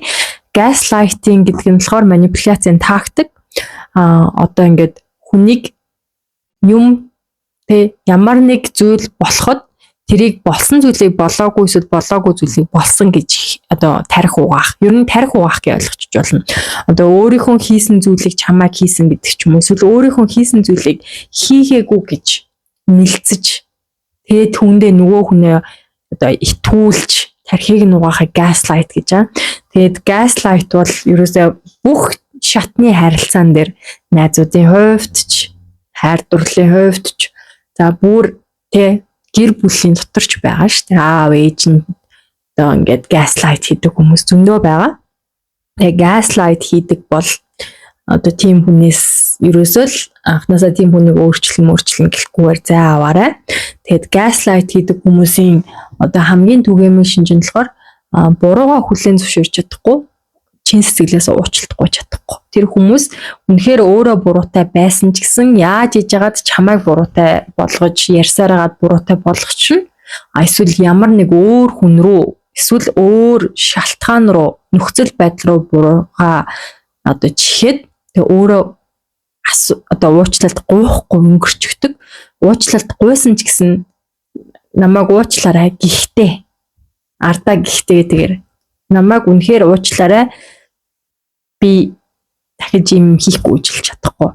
Намайг уучлаарай гэхдээ чи өөрөө л тэгсэн. Намайг уучлаарай гэхдээ чи хитрхи хүн дээр хүлээж аваад байна. Намайг уучлаарай гэхдээ чамд зүгээр л тэгж санагдсан байх. Гэх мэтэр уучлаарай нандаа ардаа гэхдээ. За ийм хүмүүстэй найзалж нөхөрлөн хамт амьдран гэд там шүү дээ там. Тэгээд хайртай гэд ийм хүнтэй гэрэлчгтэй хүүхдүүдтэй олдог. Тэгээ чи ингээд гимгүү хүүхдүүд чинь тэр хүний ингээд ийм gaslighting дөртөж одоо өснө гэж боддоо мухаагаад тээ. Аав нь ч юм уу ээж нь тэр хүүхдээ чинь ингээд баян gaslight хийгээл ингээл ер нь тийм юм ихлүүлжсэнээс эхлэхээс өмнө салчих уу. Ер нь тэгээд нэг эхэлж байгаа харилцаа төгсөх нэг тийм хэцүү биш шүү дээ. Яаж ч дурлсан байсан. Би араас нь мөхөн гэд өгтгөө мөө. Үсрээл 3 сар уйлж байгаа л мартчихдгийн заяа. Ерөөсөө тийм чиний миний насны хайр заяаны хань одоо ингээд мөрөөдлийн тийм яг тэр ингээд чам зориулагдсан хүн байсан бол чи ингээд уйлаа сууж авахгүй аль хэдийн аз жаргалаа олчихсан та хоёр чинь ингээд уучраа болоод аз жаргалтай байх байсан юм аа.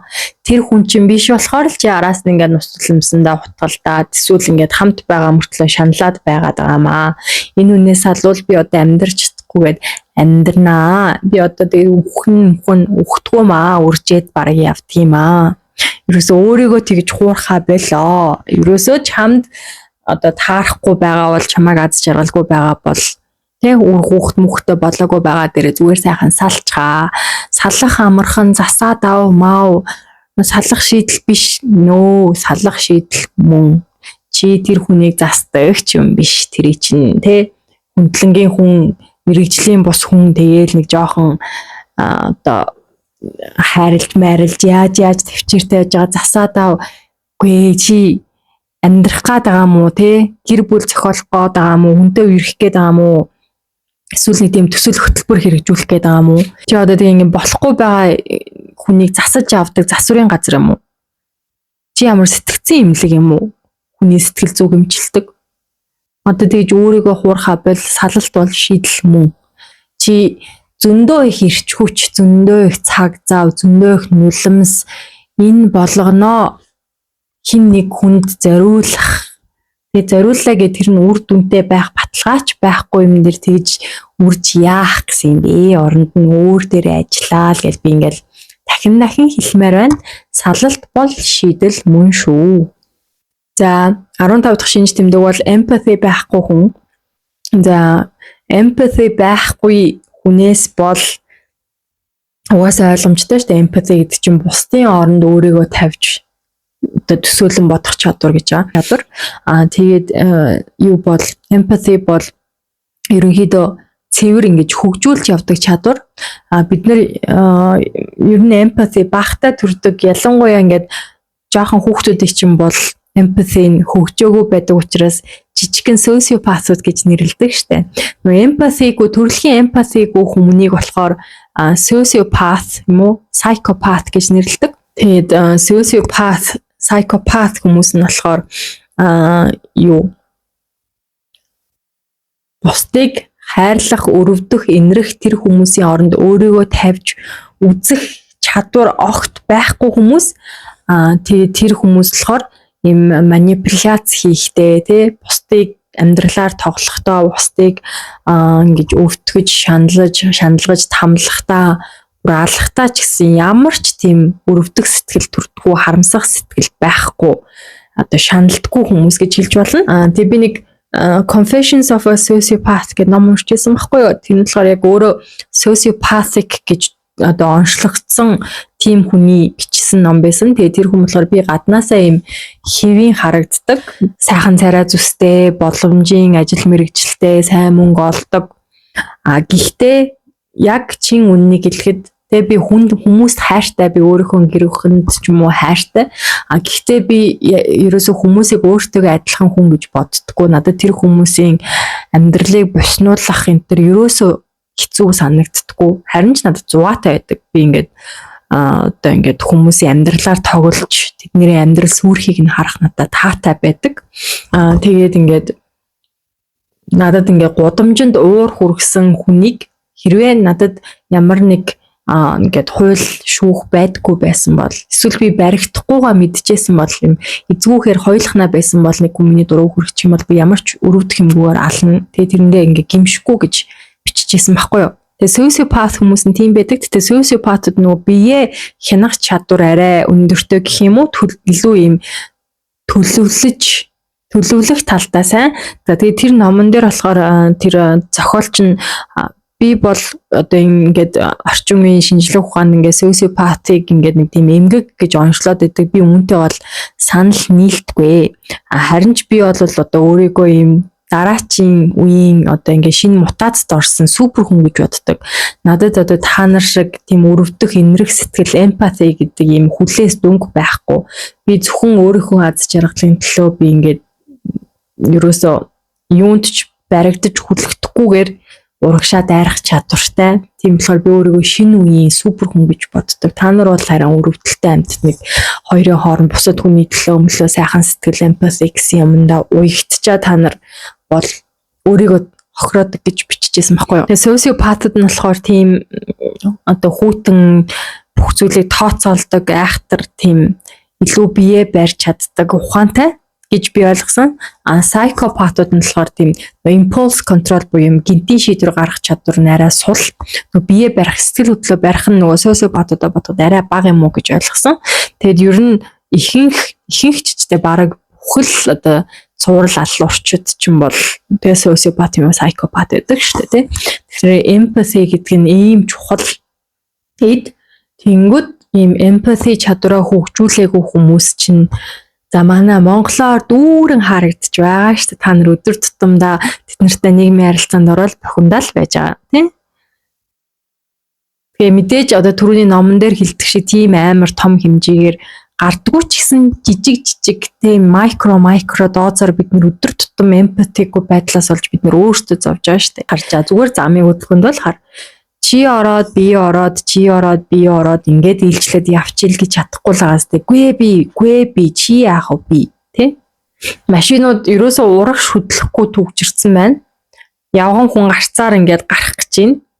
Тэнд би угаасаа л урагшаа яваад төгжирхээс хойш би тэр байрандаа байж байгаад явган хүний гарах чиг гэхгүй. Явган хүний замыг нь хагаад уртлын машиныхаа бүксэнд нь хоншоороо тулж тавьчаад тэнд ингээ явган үнэ явуулахгүй л тэнд ингээ хорлол тэрэндээ таашаал аваад байгаад байгаа зү. Ерөөсөө л эмпатигүй байдал чинь ингээд манай Монголын нийгэмд бол асар өндөр шүү дээ. Тэгэл ерөөсөө эмпати байхгүй учраас хүн болгоныг өөрийнхөө стандартаар шүүдэг тий. Чи одоо саяхан л нэг өчигдөр би нэг пост харсан. Одоо энэ хүүхдээ нэг шинэ жил болохоор л одоо ингээд нэг хідэн одоо номхон тиймээ ноолгод амархан гэдгээр нь бүх юмны бамбаа болсон нөгөө эмэгтэй хүмүүсээ л доромжилдаг нэг онгоо ч юм шиг маазраан ч юм шиг нөгөө юмнууд нь гараад эхэлсэн. Өнгөрсөн жил нэг бикини вакс хийлэгдэг хүүхнүүд шинэ жилдээ орохдоо ха гэд нэг пост вайрлболсон. Энэ жил болохоор ингээд ганц өдөр гоёх гээд нүүрэн дээрээ нүүр зуруулаа шулам шиг болоод жадчиг урт хумс хийлгээ сиси балаж өмс тэнхтвэл гэсэнсэн. Тэ тэр хүн өөрийнхөөрөө энгийн минимал байж болно. Наан нь сиси палаж өмсөх туртай хүн байж болно. Ерөөсөө талцаад л чи над чиг байж чадаагүйгээсээ болоод буруу гэд одоо гойж гоодох дургуй нэгээ арчаагүй навсаас нь замбраагүй сэгссэн. Нөгөөдөл нь болохоор хоосон толгойтой одоо ингээд өнгө зүс хөөсөн одоо тэнийг юмнууд гэд ерөөсөө бинийг ерөөсөө бид нар яг адилхан хүн гэдгээ зүгээр хүлээн зөвшөөрч чадахгүй зүгээр ингээд ийм өнгөц зүйлүүд дээр болоод талцаад бинийг муулаад энэ чинь л ийм бусад хүнд өөрийнхөө стандартыг тавиад байгааг юм л ерөөсөө өнгө жишээж юм байхгүй. За дараагийн red flag нь болохоор анхаарлын төвд орох дэндүү дуртай. Өөрөөр хэлбэл нөгөө attention болон драманд донцсон хүмүүс. За энэ бол бас ер нь ингээд хажуудаа байгаа хүмүүстэй юм амар төвөгтэй нөхцөл үүсгдэг. За та нар ер нь бүгдээрээ л бас тиймэрхүү найзтай ч юм уу байж үтсэндээ найзтай ч юм уу одоо хайртай хүнтэй ч юм уу байж үтсэн гэр бүлийн гишүүн ч юм бас байдаг. Юу ч ярьсан ямар сэдв байсан эргүүлсээр агаад өөрийнхөө тухай болгочдөг тий. Түрүүн бас гарч иржсэн. Яагаад ч юм тэргээр явж исэн юм шүрж аваад өөр дээр наагаа тэгээд өөрийнхөө тухай болгоо явчихдаг. Бүх юмны одоо ингээд төвд анхаарлын төвд бүх хүний харцыг булаагаад гэх юм уу эсвэл ингээд бүхнээр өрөвдүүлэх хүмүүсээс ингэж янз бүрийн өрөвдсөн үг сайхан үг сонсох амар дуртай. За энэ дээр би бас нэг өөрийнхөө жишээ яриа л да. Би ингээд гуруулаа найзалж исэн. Тэгээд нэг найз маань болохоор яг ийм драма queen байсан байхгүй юу. Зүгээр ингээд цаг үргэлж драма өөрөө тарчаад тэнгүүтээ өөрөө тэрнийхээ хохирогч нь олж үжиглээд ингээ хүмүүсээр өрөвдүүлэх гэж уйлж дуулаад янз бүрийн ааш гаргаад идэг. Тэгээд үннийг хэлэхэд нөгөө найз бит хоёр маань яг тэр хүнээс сүлдээ трама аваад туссан байхгүй. Яг ингээ хажууд нь байхаар ингээд өндөгний хальсан дээр яваад тэр хальсан ингээ хизээ нэгэн цагт ингээ харах гэж байгаа юм шиг үг үйлдэл болгоно хажууд нь цэгнэхгүй бол үргэлж ингэж бүхсээ хавчиж суухгүй бол тэнд нөгөө хүн чинь гівэн та нар намайг ингэдэг та нар инглээ гэд ингээд ороод ирдэг болохоор тэгээд бит хоёр сүултээ тэр хүнийг ингээд цавчиж хаяад амьдралаасаа зайлуулад тэгээд бит хоёр бүр амар амарсан байхгүй юу. Оо амьдрал гэдэг чи ийм гоё байсан юм уу? Хоёлаа ч надаа яаж амьдраад байсан бэ гэд тэ. Тэгээд яг салсныхаа дараа амьдралын чанар ямар амар сайжраад одоо ямар их сэтгцийн эрүүл мэнд маань дээшилж байгааг бид хоёулаа анзаарсан. Тэгээд ингээд цаг үргэлж одоо биднэрт ямар ч юм тохиолдсон өөрийгөө харьцуулдаг. Одоо ингээд сайхан юм тохиолдохоор бидний өмнөөс баярлж чадахгүй өөрийнхөө зовлон яриа наачна. Тэгээд бүр ингээд байнга тэгжилдэг. Сайхан юм уу? Та хоёр сайхан ийм ар гэртэй сайхан одоо бидний өөртөө ингээд тэ сонгоогүй зүйлс шүү дээ тий. Намайг бол одоо царайлаг хүн сайхан юм уу, гоё юм. Ажил үйлс нь амар хурдан бүтээд гоё юм ингээд бүр ингээд байг тавлаад байгаа ч юм шиг тий. Нэг удаа ингээд иргэний үнэмлэхээ хайчаад захиалсан байхгүй юу. Тэгсэн чинь тэр нь ингээд аз таарад яг тэр өдөр нэг ингээд ирсэн захиалгуудыг зэгцлээд хэвлэлтэнд өгдөг сүүлийн өдөр нь ингээд таарсан юм уу яасан. Ямар ч байсан хэвлэлтэнд өгсөн чинь маргааш нь чөлөө тэрний маргааш чөлөө амар хурдан гарцсан ирж ав гэж надад мэдэгдэл ирсэн байхгүй юу. Тэгээ би бүр ямар сони ингээд иргэний үнэмлэх чинь 1 хоногийн дотор гарчдаг юм уу гэсэн чинь царайлаг хүний иргэний үнэлэхийг хүртэл тэр улсын бүртгэлийн газрын хүмүүс хурдан хэвлэдэг юм байна те. Гоё юм уу гоё. Миний тэгт чи ингээл 3 сар болсон гэл ингээл бүх юмн дээр дандаа өөрийгөө хохирогч болгоод тэгээд тэгж хэлснээр би л амар гимшилтэй болоод үлдчихэж байгаа байхгүй. Би одоо яасан? Би тэр хүмүүсийг хурдан хэвлээд өгөөч гэж мөнгө өгөөгүй. Би одоо ийм царайтай төрцөндөө би буруу юм хийгээгүй. Тэгээ ингээд бит хоёрыг байнга гой одоо манай нөгөө найзыг ч гэсэн ингээд сайхан гар гэртэй олон ах トゥ утэй гоё юм. Би одоо ийм байсан бол алж яахгүй малж яахгүй гэд.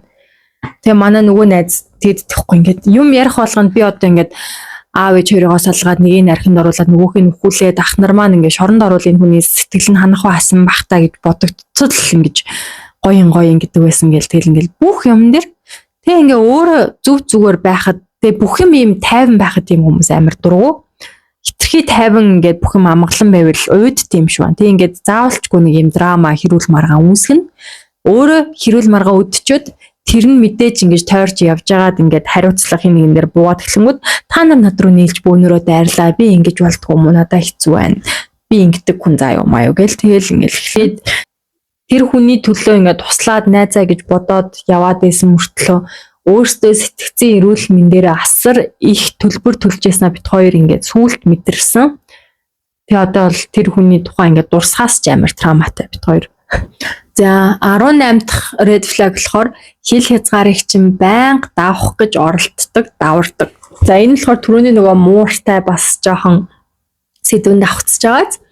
Тэгэд хил хязгаар гэдэг бол ерөнхийдөө чиний бусдад тавьдаг шалгуур ерөөсөө биш шүү. За хүмүүс тэгээд үгүй чи ийм юм хийхгүй байх хэвээр энэ миний boundary гэдэг. Үгүй чи ерөөсөө boundary-гаараа хэнийг ч удирдах болохгүй. Boundary гэдэг чинь тэр биш. Boundary чинь чи өөрийгөө хамгаалах тэр өөрийгөө хамгаалах хамгаалалт. Одоо boundary-гаараа те миний boundary бол чи өөр хүмүүстэй чаталж болохгүй биш байхгүй юу? А миний boundary бол чи өөр хүмүүстэй чатлах юм бол би чамаас сална. Би ийм хариу үйлдэл үзүүлнэ гэдэг нь чиний boundary. Чи ерөөсөө boundary-га ашиглаж хүнийг хорих. Тэгээ хүний юу хийхийг удирдах хэрэгсэл биш гэдгийг маш сайн ойлгоорой. Тийм ерөөсөө л бусдын хийж байгаа үйлдэлд үзүүлэх хариу үйлдэл өөрийгөө хамгаалахын тулд хийж байгаа хариу үйлдэл гэж ойлгоорой. Тэгээд өөрийнхөө тэр boundary-га анханасаа маш ил тод ойлгомжтой одоо тогтоох хэрэгтэй. За тэгээд тогтоочихсан boundary-г чинь давж ирээд давахгүй маа гэхэд шалгаад байдаг байхгүй. Ер нь бол харилцаанд орохдоо ямар ч хүмүүс энэ хүний boundary нь хаана байна гэдгийг мэдгээд эхэндээ сайхан аашлж агаад тэр чинь ингээд харилцаа эхлэх үед чинь бүх юм сайхан баа. Тэгээд хүмүүс чинь энэний boundary хаана байна гэж шалгадаг байхгүй. За би энд нэг худлаа яриад үзчихье. Баригдвал яах нь вэ? Салах нь уу? Мартах нь уу? Зүгээр өнгөрүүлэх нь уу? Хэрүүл болох нь үзье. Худлаа ярьчлаа. Тоосонгүй. За boundary нэнээс цаашаа байгаа юм байна. За би тэгвэл дахиад жоохон цаашаа яваад үзье. За би одоо энийг гомдохоор нэг ийм юм хийгээд үзчихье.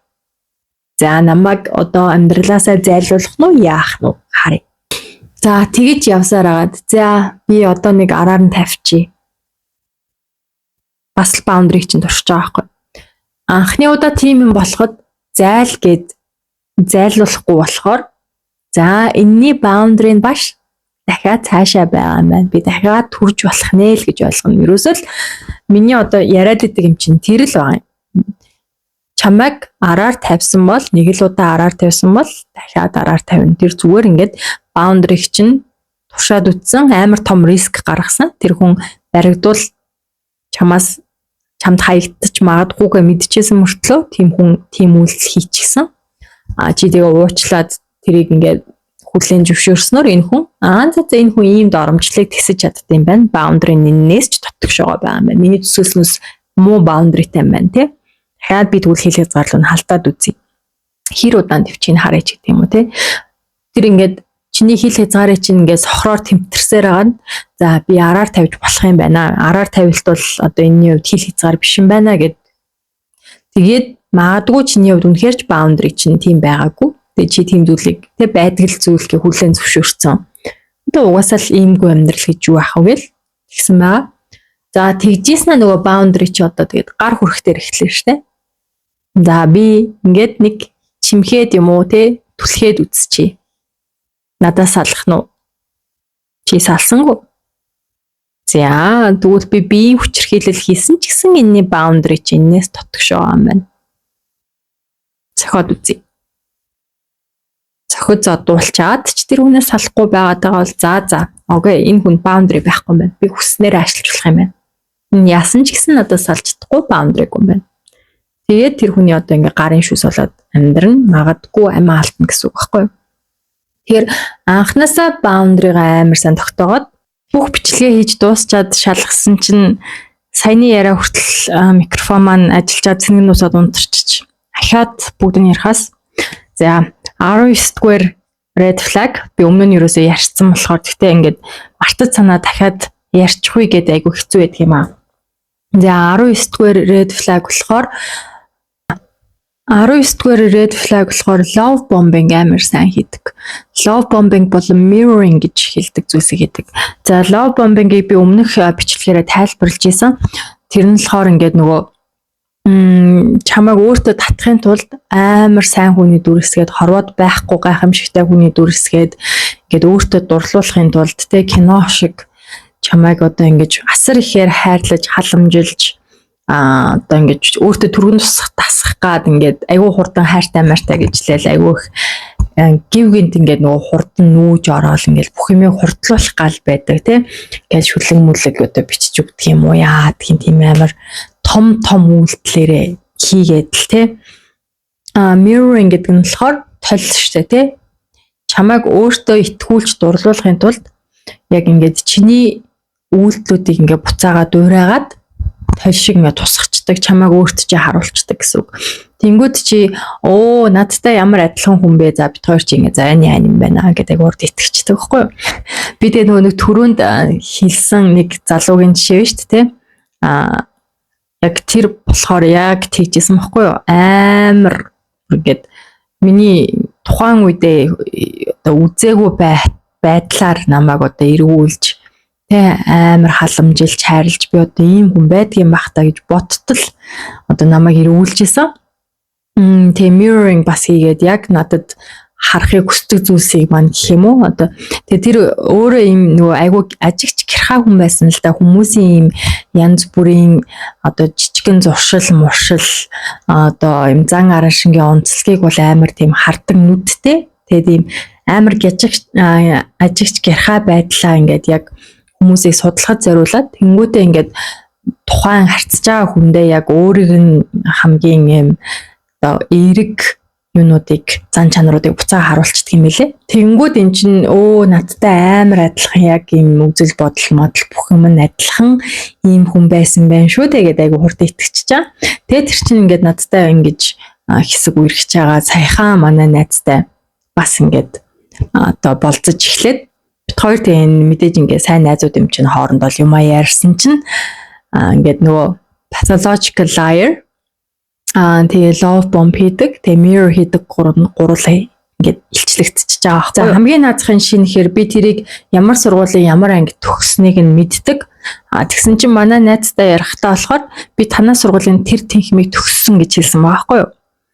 Тэгээд манай найз харин манай тэнхмийг төгссөн гэдэг аа мөртлөө би ерөөсөө байсныг нь санахгүй. Тэгээд төгсөгчдийн жагсаалтыг харгаас нэр нь байхгүй гэхээр нь би гүүштэй тэр тэнхмийг төгссөн штэ гэд тэгсэн чинь нөгөөч харин тийм хаалаа би шалгаад үзье гэдгсэн чинь нэр нь байж байгаа байхгүй. Тэгээ ингээ ямар ч шаардлагагүй байхад манай найзад таалагдах гад хоёулаа адилхан мэрэгчлээ юм байна штэ хувь заяа гэж итгүүлэх гээд. Тэгээд дараа нь одоо тэр хоёр тотноссон байлаа гэж утга чи яа тэр үед худлаа ярьсан бэ гэвэл тэгэл нэг шалтгаан хэлээлээ тэгсэн гэж хэллээ штэ. Гэтэл тэр болохоор яа харахгүй нөгөө манай найз таалагдахын тулд хоёулаа адилхан мэрэгчлээ юм байлаа гэж тэг нэг юм дотн мэдрэмж төрүүлэхийн тулд би танаад хийх мэд өгсөн ингээ худлаа ярьчих байгаа байхгүй юу. Тэмтэйгээ яг адилхан надад болохоор ингээд чи мууран туртаа учраас би хэдийгээр нохон туртаа ч гэсэн чи мууран туртаа учраас хоёлаа мууртай болно гэд ингээд мууртайгаа байгаа юм хүмүүсийн зураг мураг явуулаад энэ хоёлаа ирээдүйд хамт амьдрахаараа энэ гэж явуулдаг гэсэн чинь манай найз болохоор нохоотой гэсэн чинь би нохоонд амар туртай тэгээ хизээч мууртай болно гэж боддгоо мууран дургу гэж ярьсан байгаа байхгүй юу. Ерөөсөө ингээд тэгээд дээрээс нь тэр чинь манай найзтай харьцаж байхдаа яаж л манай найзын дандаа таньдаг хүрээллийнх нь 4-5 хүнтэй одоо зэрэг болцоод харьцаад уулзаад очроод явцсан юм уу та тэр юм айхтрал сэргэлэн тэгээ даруухан царайсан айхтар сэргэлэн завхаа зайдан хүн байсан байлээ. Тэгээд ингээд бодонгууд тэр ингээд уулзсан хүн болгондоо тохируулаад өөрийнхөө зан чанарыг өөрчлөөд тэр хүмүүст хармаар байгаа зүйлийг харуулад тэгээ сонирхол хобби зан чанар одоо тэр юм нь ерөөсөө өөрт нь оригинал юм байхгүй дандаа харьцаж байгаа хүндээ зориулаад хармаар байгаа зүйлийг харуулчаад тэнгууд нөгөө хүмүүс айгу хурд итгээд одоо ингээд итгээд тасчдаг байгаа байхгүй. Тийм болохоор яг ийм love bomb хийдэг mirroring хийдэг хүмүүсээс зайгаа барьсан дээ шүү. Тэд нар чинь те чамд гівгэн хитрхи киноны гол дүрт орцсон юм шиг бүр ингээд бүх юм хитрхи сайхан байгаад нөгөө хүн чинь ингээд бүр ингээд амар сайхан байгаа гэвэл за яг үнэхээр маш зөвхөн тохиолдол тийм байж болох ч гэсэн гэтээ хитрхи л нэг сайхан байгаад бүх юм дэндүү хурдан өрнөөд тэ чамайг ингээд бэлэгсэлтээр булаад ингээд байвал ер нь нэг жаахан гэж нэг амсгаа аваад яг өөрийнхөө өнцгөөс биш өөр хүний өнцгөөс нэг хараад үзэхэд гэмгүй шүү. За тэгээ үүний дараагийн red flag нь болохоор за ийм сайхан хүний дүр эсгэж ийснаа хаяа ингээд гівгэн тийм өөрийнх нь удирдах хянаж чадахгүй нөхцөл байдалд ч юм уу юм сандарч самгарцсан үедээ сэтгэл нь хитэх хөдөлсөн үедээ нөгөө юм сайхан маск нь унцдаг. Тэгээ яг жинхэнэ төрх нь үе ингэж болцож гарч ирдэг. Тэгээ энэ одоо мундаг манипуляц хийдэг энэ айхтар хүмүүс чинь мэдээж чам таалагдахын тулд тодорхой хэмжээнд маск зүүж явах шаардлагатай болно шүү дээ. Тэр чинь тэгээ маск зүүн гэдэг чинь ингээд өөрөөсөө өөр хүний төр жүжиглэн гэдэг чинь байнга хичээх болно. Тэгээ ингээд хичнээн хичээсэн ч гэсэн заримдаа ингээд яг хүн амар сэтгэл хөдлсөн үед амар сандарсан амар уурсан үед тэр сэтгэл хөдлөлөө хянахаа болоод тэр нэг утас нь алдуураад тэгээ яг өөрийнх нь жинхэнэ төрхөн ингээд нэг үе гараад ирнэ. За тэгээ тэр үед нь тэ нэг ингэж гаргаж ирчээ буцаад нуучин л та. Гэхдээ тэр үед гарч ирсэн тэр царай нь бол яг тэр жинхэнэ хүн. За та энэ хүний одоо энэ сайхан амлалтуудад нь love bombing-д нь одоо итгээд хамт байлаа гэхэд хизээ нэгэн цагт тэр сая ингэж дүрлзэж гарч ирсэн хүнтэй одоо амьдралаа өнгөрүүлнэ гэсэн үг. Тэр хүнийтэй өдөр тутам харилцаж ярилцаж хамт байна гэсэн үг. Тэгэхээр хэрвээ тэр ингэж санамсаргүй байхдаа бага унахтаа гаргаж ирсэн хүн тань таалагдахгүй байгаа бол тийм хүнтэй өдөр болгон хамт хоол идэж баяр болгоныг хамт өнгөрүүлж тэр хүнтэй дундаасаа үр хөвгтэй олмооргүй байгаа бол эртхэн зайгаа бариарай. За 21 дахь red flag нь болохоор муудалцаж маргалдах ч юм уу санал зүйрлэх үе болоход танд ингээд түнтэй эцсийн удаа уулзж байгаа юм шиг мэдрэмж төрдөг болчихсон. Тэгээ ямар ч одоо харилцаанд санал зүйрлэх, муудах зүйл байлгүй яах вэ? Энэ бол натурал. Харин ч огт муудалцдаггүй харилцаа гэвэл жоохон бас токсикт ордог. Асуудал үүсгэд түүнийг хамтдаа одоо дайснаа асуудлыг дайсан гэж үзээд асуудлын эсрэг хамтдаа шийдэлж гин үү? Чи миний дайсан гэж үзээд чи миний эсрэг хандаад байна гэсэн үднээс чамайг дарж авах гад үзээд байна уу гэдгээс бол ингээд нөгөө нэг хэр токсик вэ гэдэг нь харагдчихна. Тэгтэл ингээд ямар нэг зүйл санал зүйрлэлөө та тэр хүний үгээр нь хөдлөхгүй байлаа, өөрийнхөө шийдвэр гаргах гэлээ. Эсвэл ингээд ямар нэг зүйл дээр мэтгэлцлээ гэсэн чинь ерөөсөө чи нэг бол миний үгийг даг, үгүй бол чи намайг ахиж харахгүй гэсэн байдлаар харилцдаг бол энэ яа харахгүй токсик хүн юм аа. Тэгээ тэр нэг бол ингээд саллаа дахиж уулзахгүй гэж айлгадаг. Эсвэл би одоо үхэн хат 8 орлон гэж айлгадаг. Ийм хүнтэй бол одоо ямар ч төрлийн харилцаанд битгий ороорой гэж хэлмээр байна. За дараагийн шинж тэмдэг нь болохоор нөгөө нэг түрүүний нэг драма queen-тэй холбогдно. Өөрийгөө өрөвдүүлэх шалтгаан тооцохдоо бүр мэрэгчлээ. Тэ? За ингээ муудалцлаа, санал зүрэлтлөө.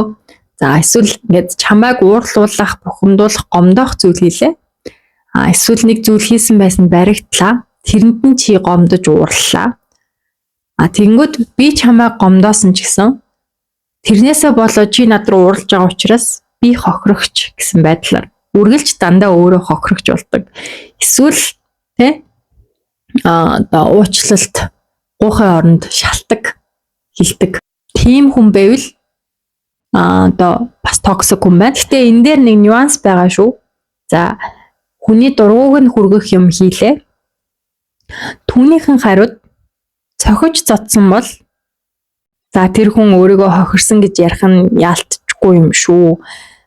Бие махбодын хүчирхийлэл бол одоо тийм шийдэл биш ээ.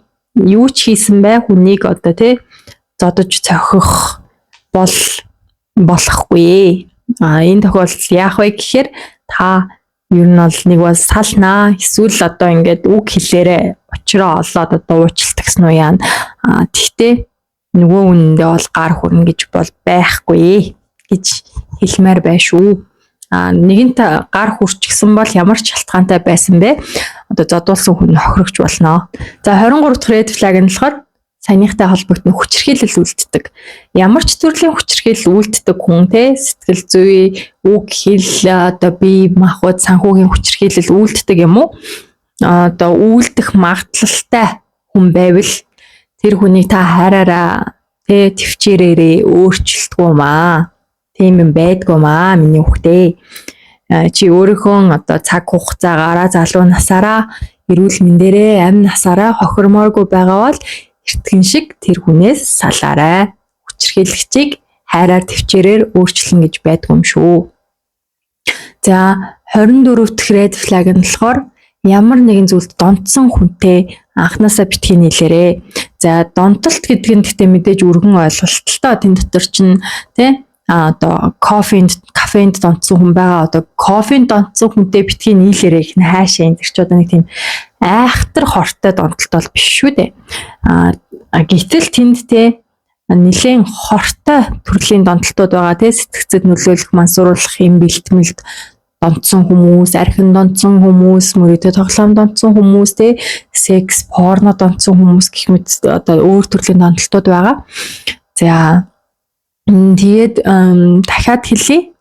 Донтолтыг хайраар юм уу, төвчээрээр юм уу, хажууд нь байгаа хүний одоо хүчээл зүтгэлээр өөрчлөхгүй. Тэр донтолтод байгаа хүн чинь за донтолт гэдэг чинь ерөнхийдөө бол шинж тэмдэг. Ямарваа нэгэн зүйлийн шинж тэмдэг нөхгүй юу? Үндсэн шалтгаан тэр донтолт үүсгээд байгаа шалтгаан гэдэг чинь одоо юу байдгийг нэг тийм ямар нэг зүйлийн сэтгцийн тэ шарах сэтгэлийн шарах гэмтэл трама ч юм уу хүүхэд байхдаа авсан нэг тийм юм.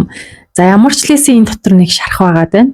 Тэр шархаа өөрөө нүүр тулахыг хүсэхгүй түүнээсээ зүгтах гад байна. Түүнээсээ зүгтахын тулд бодит байдлыг төрхөн зуурч гэсэн мартахын тулд ямар нэгэн зүйлээр донтоод саатаад өөрийгөө сатааруулаад мартагнаад байна гэж ойлгох хэрэгтэй. Тэгэхээр нөгөө үндсэн шалтгааныг нь олж имжлэхгүйгээр зүгээр шинж тэмдэгтэй нь тэмцээд авах юм бол тэр чинь нэг тийм одоо юу гэдэг яах вэ?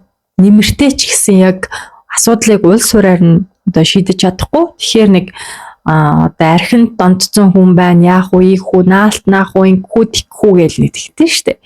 Тэр тэгээд одоо нөгөө хүн чинь эхлээд тэр зүхтаад байгаа асуудалтайгаа нүүр тулаад мэрэгжлийн хүний тусламжтайгаар тэр идэх процессыг хийхгүй л юм бол та наанаас нь 1000 яагаад ч тэр чинь өөрчлөгдөхгүй. За та архиныхын донтолтыг арилгацглаа гэхэд тэр доторх шархаа идэх хүн бол дараагийн зүйлтэй донтохгүй одоо тэр нь хар тамхич байдаг юм уу, порноч гэдэг юм уу те. Тэгээд дээрэс нь одоо насанд хүрсэн хүний хувьд одоо тэр ямар нэгэн төрлийн донтолт, сэтгцийн асуудал, шарах траумагаа эмчлэх нь тэгээ бидний сэтгцийн эрүүл мэнд бол бидний өөрсдийн 100% хариуцлага.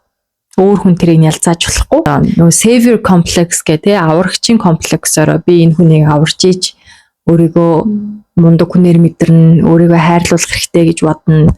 Тэгээ өөртөө бараг нэг юм шалгуур тавьсан, чаленж хийцэн те би энэ хүнийг өөрчлөө засаад авч байвал би мундаг сайн хүн гэж мэгээд хамаг амьдралаа үрэх хэрэггүй.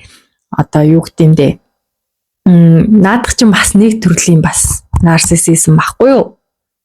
Тийм арай бичил, арай гайгүй төрлийн нарциссизм. Би л мундаг тулдаа энэ хүнийг засаад авчихлаа гэд бас ингээд өөрийгөө ингэж одоо дотроод өгүүлгэх, тийм өөрийгөө сайхнаар мэдрэх хэрэгцээ байна гэсэн үг. Хин нэгний донтолт дээр ажиллахаас илүү өөрийнхөө тэг яагаад заавалчгүй өөрийгөө сайн сайхнаар мэдрэхийн тулд хин нэгнийг аварч баатрын дүр тоглох гээд байгаа гэдэг тэр нэг юмн дээр ажилласан дээр гэж бол би хэлмээр байна.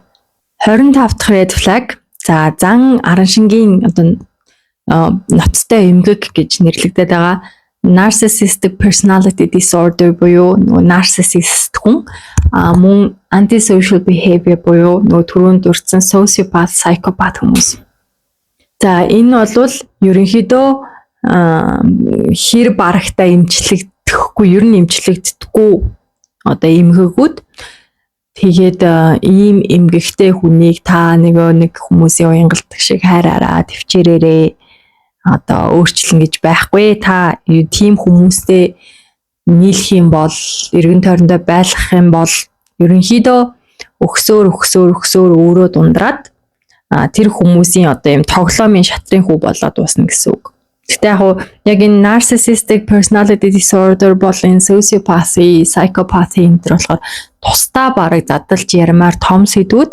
Тэгээд үүнийг бол гэхдээ би мэрэгжлийн сэтгэл зүйчтэйгээр ч юм уу хамт эсвэл мэрэгжлийн сэтгэл зүйчийн одоо подкастуудыг сонс гэж зөвлөмөр байдаг. За нөгөө ногоон бөмбөлөг гээд миний хилээд байдаг сэтгэл зүйн төвийн үүсгэн байгуулагчдын подкаст бол байдаг. Маш өргөн төрлийн мэдээллийг минийхаас хамаагүй одоо дэлгэрэнгүйгээр ярьсан подкастууд бас байдаг. Одоо Facebook-ээс нь ногоон бөмбөлгөөр ч юм уу орж байгаа тэдний подкастыг сонсох юм бол бүр цогц мэдлэг олж авна шүү дээ.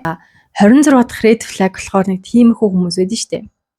Амьдралын хэтийн төлөвлөгөө зорилго байхгүй. Эзэмшсэн боловсрал мэдлэг байхгүй. Дээр нь тийм нэг хувь хүний мэдрэмж сүхэ байхгүй. За тэгээ эднэр нь байхгүй маа гэхэд ядаж тууштай хөдөлмөрч зам байхгүй. Аль нь ч байхгүй. Тэр хүн зүгээр л оршин байж идэг тийм хүн байдаг штэ. За тийм хүн бол зүгээр таны нуруунд дээр суусан том паразит болж хувирнаа. За тэгээд нөгөө нэг бас түрүүний ийм нөгөө нэг цуврал алуурчид sociopathic, psychopathic, narcissist хүмүүс чинь хэрвээ подкастын үздэг ч юм уу баримтат киног нь үздэг, номыг нь уншдаг бол тийм хүмүүст одоо түгээмэл байдаг нэг шинж байдаг нь яг энэ хэвгүй.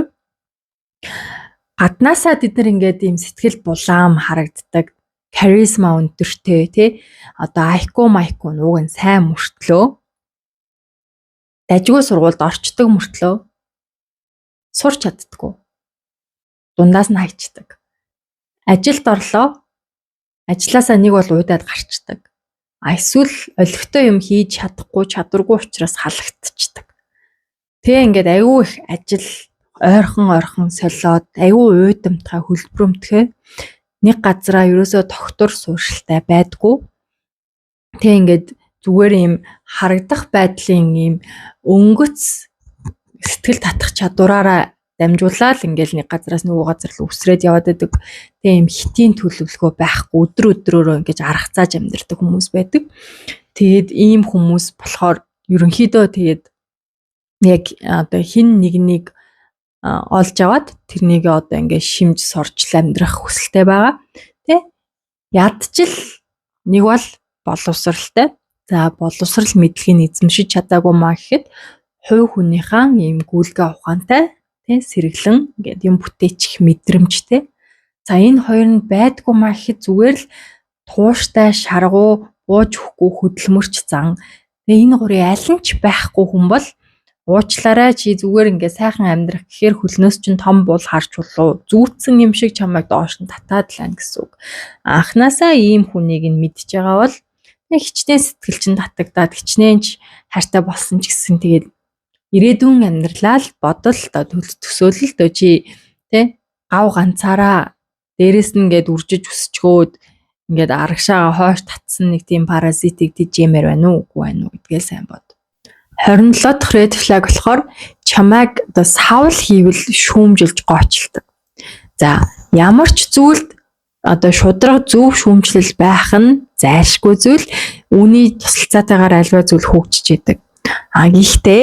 Гэхдээ шүүмжлэлийг яаж хэлэх нь юуг шүүмжилж байгаатайгаа яг адилхан чухал.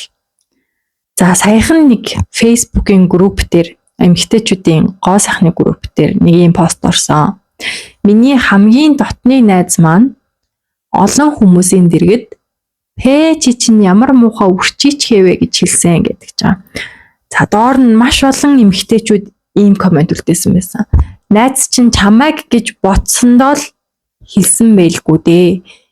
Найзыгаа гэж бодоод чамайг өөртөө арчаатай байгаараа гэсэндээ сайхан шулуун шудраг илчихжээ. Харин ч сайн найз юм шүү. Найздаа баярлал гэсэн байсан. Зарим нь би ч гэсэн ингээл хэлчихдэг шүү дээ. Худлаа наана гоё байна гэж нялцган жахаар нялуунаас шулуун дээр. За яг тэр найз нь тэ нялх хүүхэд гаргаад нүүр нь үрчээсэн байж болъё. Үнэн байж, мянга үнэн байж. Гэхдээ тэр үннийг яаж хэлэх, ямар үгийн сонголт, ямар нөхцөл байдалд хэний дэргэд хэлж байгаа чинь тэр хэлж байгаа үгтэйгээ яг адилхан чухал ахгүй тэр үнэнтэйгээ. Тэгээ би ингээ өөр дээрээ бодохоор би хамгийн хайртай гэдэг байгаа найздаа, нялх биетэй байгаа найздаа үнэхээр нүүр нь үрчээсэн цаас шиг болсон байсан ч гэсэн би чиний нүүр чинь ямар муухай үрчигээвэ гэж өрөөд өрөн хүний хажууд хизээч хэлэхгүй байсан. Тэр чинь худлаа бэлдэгдэж байгаа юм биш. Нэгт тэр хүн ч өөр ингэсэн нүдтэй. Үнэхээр нүүр нь үрчиж байгаа бол тэр хүн өөрөө харж байгаа. Хоёрт тэрнийг хэллээ гэд тэр дооруудаа засаж чадахгүй юм бол ямар хэрэгтэй юм. Би тэр хүнийг зүгээр сэтгэлийг нь шархлуулахаас өөр би ер нь юу олж толоох юм. Би ингээд ийм үнэн байдлыг хэлэхгүй бол тэсэж чаддаггүй хүн гэлтэгдэг. Чи яг ингээд би шудраг гин цайлган цагаан хүн би ийм юм байвал тэсгүй хэлчихдгийн дотроо хотголж яхаар. Тэргээрээ чи юу хийгээд хэлээд байна вэ гэхээр чи өөрийнхөө одоо ийм сэтгэл хөдлөлийг захирч чаддгүйгээс болоод эргэн тойрны хүмүүс чинь дандаа сэтгэлийн шарахтай явдаг хүн байгаа байхгүй юу? Чиний тэр дотроо ботсон үнэн гэж ботсон зүйлийг чинь заавал хүн болгон сонсох албагүй шүү дээ. Тэгтэл чи миний ботсныг чи заавал сонсох ёстой гэж тулгаж байгаагаараа тэр хайртай гэдэг аа хүмүүсээ шаналгаад ч хамаагүй тийм зүйл хэлж байгаа чинь айгуу муухай зан токсик зам байхгүй юу? Тэг ямар нөхцөл байдалд би одоо найзгаа өрчийдсэн гэж хэлэх юм дэ гэж бодсон. За хоёулахна байла. За надад найзгаа эмнэлэг рүү дагуулж яваад одоо нүүрний татах мис засалт хийх бэлэн мөнгө нь байла. Гэхдээ тийм нөхцөл байдалд ч би найзгаа гадаад төрхнийхэн талаар ярьж эхлэхгүй байна. Яг гэвэл тэр хүнд би угаасаа хайртай. Тэр хүний гадаад төрх нь яаж ч өөрчлөгдсөн байсан миний хайр өөрчлөгдөхгүй учраас тэр хүн миний нүдэнд үзэсгэлэнтэй харагдах учраас тэр арьсан үрчихгүй байна уу? Одоо тэр хүний үнс нь надад хിവэрэ байх учраас би ерөөсөө тэгж хэлэхгүй. Харин өөрөө хэлээд миний арьс ийм үрчгэр ингээд байна гэх юм бол харин хоёлаа хамт ямар арга хайх уу, ийх үү, хоёлаа ингээд гоо сайхны имлэг юм хумаар очиж уулзах уу, цаг авах уу, инээ тэрэ гэдэг дээр нь бол тусалж болно. Тэрнээс ийм хайр, ийм шудраг зан, ийм шүмжлэлийг одоо гоё юм гэж ярих нь тийм одоо emotional intelligence сул хөгжсөн байгаагийн шинж юм аа. Одоо ийм бүдүүлэг муухай бусдыг гомдоосон шархлуулсан зангаа одоо гин цайлган шудраг зан гэж битгий өмөөрөөрэй. Одоо яаж хэлэх нь юу хэлсэнтэйгээ яг адилхан чухал шүү.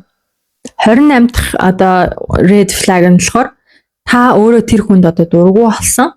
Түүний хажууд байх маш түүхтэй хэцүү санагддаг болсон ч гэсэн та бас яагаад ч тэр хүнд таалагдах, тэр хүнээр хүлээн зөвшөөрүүлэх, магтуулах тийм хүсэлтэй байдаг. Тэ? Өөрөө дургу болцсон мөртлөө тэр хүндэд таалагдахыг хүсээд байдаг. Тийм харилцаатай болцсон бол одоо тэр бол яа харахгүй toxic харилцаа байна. Тэгээд нөгөө Mean Girls кинон дээр яг тэгдэг штэ. KD гэдэг нөгөө гол дүрийн линзэл охин тоос улаан өстэй охин чинь би ингээ өдрөөс өдөрт Режинад дургу болж байгаа мөртлөө Режинагаар бас магтуулах, Режина таалагдах амар их хүсэлтэй болцсон гэдээ ярьж байсан. Яг ийм toxic харилцаа нөхөрлөл одоо ийм гэр бүлийн динамикт яг энэ амар элбэг ажиглагддаг. Хэдийгээр тэр хүмүүс таалагдахгүй мөртлөө нөгөө байнга нөгөө хүмүүстэй шүүмжлүүлсээр байгаа, тэр хүмүүсээр магтуулах, тэр хүмүүс таалагдах, тэр хүмүүсийн магтаал амар амттай юм шиг болчихсон байх тохиолдол байдаг. За тэгээ энэ бол бас амар toxic red flag-ийн нэг шинжин байна. За red flag-ийн 29 дахь шинж нь болохоор нэг л мэтгэд таны амьдрал тэр хүнийг л тойроод иргэдэг болцсон. Таны амьдралын бүхэл шийдвэр тэ томч бай, жижигч бай бүх шийдвэрийг нөгөө хүн чинь одоо толгой гаргаж мэддэг, удирддаг, шийддэг. Та зүгээр тэр хүний үгийг дагаал одоо өөрийнхөө амьдралын гол дүрч биш болчихсон те нэг тийм одоо компьютер тоглоомны ингээд хаашаа яв ингэдэг бүх юмыг ингээд хийдэг хүн болчихсон бол эсвэл тийм болох гээд таныг одоо ингээд баг багаар удирдах эхэлж байгаа бол таны юу өмсхийг, юу хийхийг, хинтээ найзлахыг, хизээ гарч орохыг, тэ хүсээ яаж засуулахыг, нүрээ яаж будахыг чинь би чинь ямар хуу хэмжээтэй байх гэл бүх юм чинь шийтгэхэд зааж зааварлаад эхлэх юм бол таныг ингээд өөрийнхөөрөө өөртөө тохируулж өөрчлөх гээд хэвд оруулах гад эхлэх юм бол тэр хүнээс зайгаа барьцгаж агаарэ. Та өөрийнхөө амьдралын гол дүр болох гэж төрсөн болохоос биш хэн нэгний зааврын доор оршиж амьдрах гэж энэ арва дээр төрөөгүй шүү. За тэгээд эцэст нь одоо red flag-ийн 30 дахь шинж тэмдэг нь болохоор мэдээж та анхандаа тэр хүнд хайртай байсан. Тэр хайр нь одоо байхгүй болоод оронд нь айц төгшүүрийн мэдрэмж л үлдсэн. Мэдээж л хүн хайртай байж ижил хамт байна. Гэтэл одоо ерөөсөө тэр хүнийг бодохоор ийм яана яах бол яадаг юм блэ гэсэн айц зүрцэн орой гэртээ ирнэ гэхээр найдаг ч юм уу те тэмтэй уулзна гэхээр нэг ингээ цаанаасаа ингээ нэг яа гэж бодогдоод байдаг болцсон бол энэ бол токсик харилцаа байна. Одоо энийгээ цэг тавьчих энэ бол яхааргүй амар том улаан тарцаг. Тэгэд юу гэдэг би одоо ингээд амар хайртай найз маань, миний хайртай хүн, миний одоо ингээд зайны хань гэж бодож байгаа бол үгүй хүн жинхнээсээ байх ёстой газараа байвал хамт байх ёстой хүмүүстэйгээ байвал амар амгалан аз жаргал эрхчлөө мэдрэгддэг болохоос биш айц төгшүүр сандрал тийм тавуу байдал ерөөсөө мэдрэгддэггүй маа. Тэр хүнтэй байхад яг тэгэж санагдаад байгаа бол энэ та токсик харилцаанд орчжээ. Одоо үүнийгээ зогсоосон дээрээ гэж бол хэлмээр байна. За тийм миний жагсаасан 30 red flag бол иймэрхүү байлаа. Мэдээж зөндөө олон red flag-ууд байгаа. Тэгээд комментээр та өөрийнхөө red flag гэж боддог шинжүүдийг бас нэмж болно. За тэгээд дахиад эцэст нь хэлье. Бид нар чи одоо нөгөө байгалийн амьд үлдэх зөнгөөрөө те бидний зүүн совин одоо ухамсар те уг нь бол биднийг хамгаалах гад дандаа зөв юм хэлж яадаг. Бид нар харин нөгөө одоо гэр бүлээс, нийгмээс, хамт олноос, сургуулаас ч юм уу те ингээд системээс авсан хүмүүжлийнхаа дагуу ингээд элдв янзын шуугаан чимээ гаргаад яах вэ? Бусдын эвгүй байдалд оруулаад яах вэ? Одоо ингээд өөртөө анхаарал татаад яах вэ те? Сүр болгоод яах вэ гэд бүх юмыг өнгөрүүлээ сурцсан. Тэгээд ингээд юмыг ингээд өөртөө шалтгаан гаргаа за гайгүй байлгүй за чийл маялж байгаа одоо бол чимээгүй ингээд твч гээд ингээд одоо ингээд өнгөрүүлээ сурчснаасаа болоод бид нэр асар их том алдаа гаргах гэдэг. Тийм болохоор тэр өөрийнхөө юу хэлэх гээд байгаа тэр дуу хоолойг өөр гадны дуу хоолойгоор чимээгүй болох биш. Яг өөрийнхөө дуу хоолойг сонсож сураарай. Тэгээ ер нь тэр дуу хоолой дандаа л үннийг хэлж байдаг. Чамайг яг хамгийн аюулгүй байлгыг гэсэндээ яг юмыг зөв анзаарсан байдаг шүү. Зөв анзаарсан тухайн үе зөв анзаарсан юм цааггүй байлгүй гэд мартаад хайчихсан, тоогоогүй өнгөрсөн. Гэтэл зөндөө хугацааны зөндөө их хүчин чармайл цаг хугацаа одоо ингээд тэ зовлон шаналлын дараа эргээд харахад яг тухайн үед л чамд нэг эвгүй таагүй санагдсан зүйл яа харахгүй л үнэн байдаг шүү. Тэр зүн совингоо битгий өгөөсгэрээ. За тэр бол ингээд тэ амьтад одоо ингээд өвс идчих байхдаа тэнд нэг жаахан чимээ гарахад чихэн сортолцоод цухтаад явдаг байсан тий. Өөрийгөө амьд үлдээхийн тулд тэмцдэг байсан бидний одоо тэр байгалийн совинчин одоо биднэрт уган тэр маань байгаа. Тэгэл ингээл чамд нэг л юм таагүй санагдсан бол өөрийгөө хүчлээд юмыг сайнаар харах гад хичээгээд байх биш. Өөрийгөө хамгаалаад цухтаад авчиж чаддаг байгаарай гэж хүсье. Баяртай.